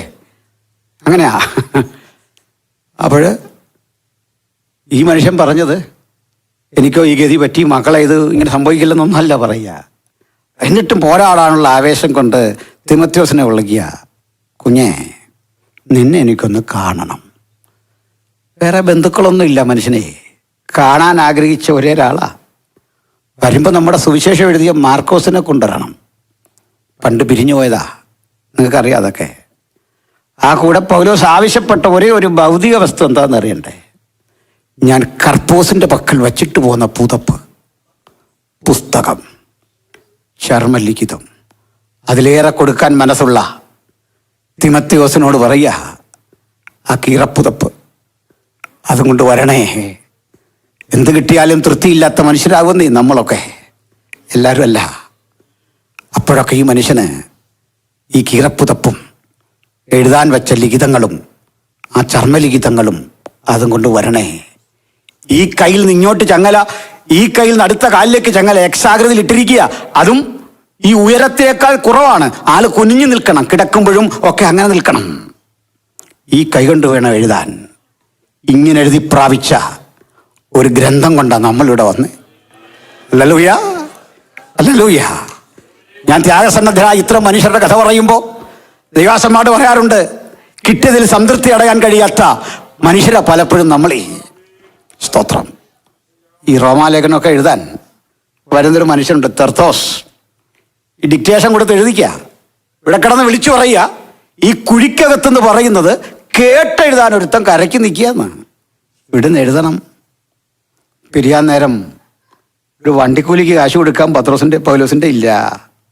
ചർമ്മലിഖിതങ്ങളുടെ കെട്ടും കൊണ്ട് വരണം. ഇത് വേണം എഴുതാൻ. ഇങ്ങനെ പ്രാപിച്ചൊരു പുസ്തകം. ടിയെ കൊടുക്കാനില്ല, ഡിയെ കൊടുക്കാനില്ല. എന്നിട്ട് ആജ്ഞ അവിടെ കിടന്നുകൊണ്ട് പറയാണേ, നീ ഇതുകൊണ്ട് ലവോദിക്ക് കൊടുക്കണം, അവിടെ നിന്നെടുത്ത് കൊടുക്കണം. നമ്മളാണെ അന്നേരം ഇട്ടിട്ട് വച്ചാൽ കഴിഞ്ഞ മാസം പോയിൻ്റെ ക്യാഷ് ഇതുവരെ കിട്ടിയിട്ടില്ല. എന്തു വച്ചാൽ ഞങ്ങൾ മനുഷ്യരല്ലേ, മക്കളൊക്കെ ഉള്ളല്ലേ. എന്തെല്ലാം കാര്യങ്ങളാ പറയാതെ പറയുന്ന, ആവശ്യങ്ങൾ പറയുന്ന മനുഷ്യർ, നേരിട്ട് പറയുന്ന മനുഷ്യർ. ഇങ്ങനൊരു ലോകത്ത് നമ്മൾ ജീവിക്കുന്നത്. എന്നാൽ ഈ സ്ഥലം ഇവിടെ കിടന്നുകൊണ്ടേ ഒരേ സമയം ജയിലും ഹെഡ് ക്വാർട്ടറും ഒക്കെയാക്കി മാറ്റിക്കൊണ്ടേ ആജ്ഞ കൊടുക്കുക ഇവിടെ കിടന്ന അപ്പോസ്തലൻ. എന്നിട്ടേ താൻ അനുഭവിക്കുന്ന സകല ത്യാഗത്തിനും ഉത്തരമായി പറയുക, ക്രൂശ് എനിക്ക് പ്രശംസയാ, എനിക്ക് ജീവിക്കുന്നത് ക്രിസ്തു, മരിക്കുന്നത് ലാഭം. ഇന്നിവിടം വിട്ടു പോകുമ്പോൾ ഈ വിധ ചിന്ത ഹൃദയത്തെ ഭരിക്കട്ടെ. ഇതിൻ്റെ എൻഡിങ് കാലമേറെ കഴിഞ്ഞ്, തണുപ്പ് കാലമൊക്കെ കഴിഞ്ഞ് കാണാൻ വരിക തിമത്യോസും ഒക്കെ. ഈ കൗണ്ടറിൽ ഒരു കാവലാൾ നിൽപ്പുണ്ട്. അദ്ദേഹത്തോട് പറയും, ഞങ്ങൾ ഇന്നതിന് വന്ന പൗലോസ് എന്ന വെളിപ്പേരുള്ള ശൗലിനെ കാണണം. നിങ്ങളുടെ പേര് തിമത്യോസ്, ഇത് മാർക്കോസ്. കാര്യമെല്ലാം കേട്ടിട്ട് അയാൾ പറയാ, തിമത്യോസ്, താമസിച്ചു പോയി തിമത്യോസ്. ഇന്ന് പ്രഭാതത്തിൽ 4 മണിക്ക് നിന്റെ ഗുരുവടക്കമുള്ള നിരവധി പേരെ ചങ്ങല ധരിപ്പിച്ച് താഴെ അങ്ങകല മലകൾക്കടിയിൽ കാണുന്ന 3 നീരൊഴുക്കുകൾ ഒരുമിച്ച് സംഗമിക്കുന്നൊരു കൊലക്കളമുണ്ട്. അവിടെ ഈർച്ചവാളിനാൽ കൊല്ലാൻ കൊണ്ടുപോയി. 2 മരങ്ങളിൽ മനുഷ്യന്റെ ശരീരം തലകീഴായി ഇങ്ങനെ കെട്ടിത്തൂക്കിയിട്ട് കാലുകൾക്കിടയിലൂടെ തടിയിറക്കുന്ന വാളുകൊണ്ട് അറുത്ത് 2 പീസാക്കുന്ന മാരക ചുറ്റയ്ക്ക് ഇതുവഴി കടന്നുപോയി. കൂടെയുള്ള മനുഷ്യരൊക്കെ ചീത്ത പുലമ്പി പുലഭ്യം പറഞ്ഞ് ആക്രോശിച്ച് ഇതുവഴി പോകുമ്പോൾ നിന്റെ ഗുരുവിന്റെ മുഖത്ത് മാത്രം ആരെയും അമ്പരപ്പിക്കുന്ന ഒരു ആഹ്ലാദം, വിട്ടുപിരിഞ്ഞ് ക്രിസ്തുവിനോട് കൂടെ ആയിരിക്കുന്ന ആ ചൈതന്യത്തിന്റെ മാനസികാവസ്ഥ. അതുകൊണ്ട് ക്രൂശ് ഒരു പരാജയമല്ല, ആ ക്രൂശ് ഒരു വിജയമാണ്. നമുക്കിന്ന് രാത്രി ഈ ക്രൂശിനെ ഏറ്റെടുക്കണം. ഈ ക്രൂശ് തന്നെ പ്രസംഗിക്കണം. ഈ ക്രൂശിന് വേണ്ടി പാടണം. പാടുന്ന, പ്രസംഗിക്കുന്ന, ക്രൂശിന് വേണ്ടി ജീവിക്കുന്ന അവസാന ദിവസം ഇന്നെങ്കിലും നമുക്ക് ചാരിതാർത്ഥ്യത്തോടെ പറയണം, നിന്റെ ക്രൂശന്റെ പ്രശംസയാണ്. കണ്ണുകളടയ്ക്ക, പ്രാർത്ഥനയ്ക്കൊരുങ്ങ, എല്ലാ ഹൃദയങ്ങളും ഏകാഗ്രമാക്ക. പ്രാർത്ഥനയോടെ പറയാ, എനിക്ക് ക്രൂശിനെ സാക്ഷിക്കണം, എനിക്കെൻ്റെ യേശുവിനെ അനുഗമിക്കണം. ഞാൻ ക്രൂശ് ചുമന്നതിൽ അപാകതയുണ്ടെങ്കിൽ, കുറവുണ്ടെങ്കിൽ ആ ക്രൂശ് ചുമക്കാൻ എനിക്ക് കൃപ തരണമേ. തലമുറയ്ക്ക് വേണ്ടി ക്രൂശ് ചുമക്കണം, ക്രിസ്തുവിന് വേണ്ടി ക്രൂശ് ചുമക്കണം. ഈ ക്രൂശിന്റെ വചനം ഹൃദയത്തിലൊരു പുനഃസമർപ്പണത്തിന് പ്രേരണ തരുന്നെങ്കിൽ, നിങ്ങളുടെ ഹൃദയത്തിൽ എവിടെങ്കിലും അതൊരു ദൂതായി ശോഭിച്ചെങ്കിൽ, ഈ ക്രൂശിന്റെ ചുവട്ടിൽ നമ്മെ അർപ്പണം ചെയ്യാൻ മനസ്സുള്ള എത്ര പേരുണ്ട്? അവർക്ക് മാത്രം കരമുയർത്താം. പ്രാർത്ഥിക്കാൻ പോകുകയാണ്. ഉയർത്തപ്പെട്ട കരങ്ങളെ കാണുന്നോ? എനിക്കെൻ്റെ യേശുവിൻ്റെ ക്രൂശ് ചുമക്കണം. അവന്റെ ശരീരത്തിലേറ്റ പീഡയിൽ കുറവായുള്ളത് എൻ്റെ ജീവിതത്തിൽ പൂരിപ്പിക്കണം. ഉയർത്തിയ കരങ്ങളെ താഴ്ത്തിയിടാ. ഞാനൊരു വാക്കിൽ പ്രാർത്ഥിച്ച് കർത്തദാസന്മാർക്ക് സമയം വിട്ടുകൊടുക്കുന്നു. പരിശുദ്ധനെ, ഈ പ്രഥമ രാത്രിക്കായി സ്തോത്രം. ഞങ്ങൾ ക്രൂശിനെ ഉയർത്തുന്നു, ഞങ്ങൾ ക്രൂശിതനെ ഉയർത്തുന്നു. ആ പുണ്യാക രക്തത്തിൽ പ്രശംസിക്കുന്നു. ആ പാതയെ മുമ്പോട്ട് പോകാൻ കൃപ തരണം. ആ വഴിയിലൂടെ വ്യതിചലിക്കാതെ മുന്നോട്ട് പോകാനുള്ള കൃപ സമർപ്പണം ചെയ്ത് ഞങ്ങളിലെല്ലാം നൽകണമേ. പ്രാർത്ഥന ഇട്ടുകൊണ്ട് സ്തോത്രം. യേശുവിൻ വിലയേറിയ നാമത്തിൽ തന്നെ എല്ലാവർക്കും വന്ദനം. കർത്താവ് വചനങ്ങളാൽ നമ്മളെ അനുഗ്രഹിക്കട്ടെ. ആമേൻ.